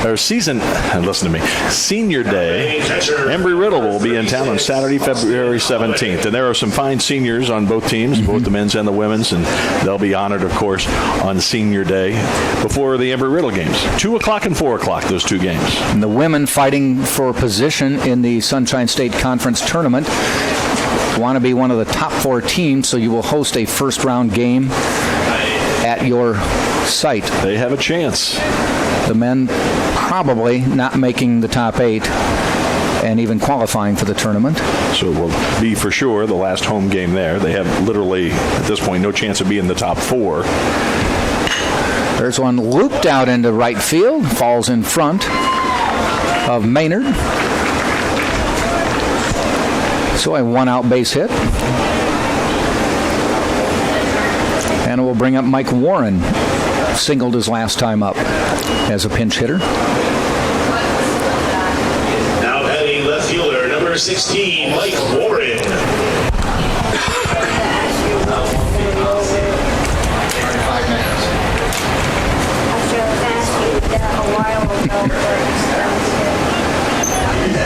So Warren at the plate. Holloway on base. And the pitch.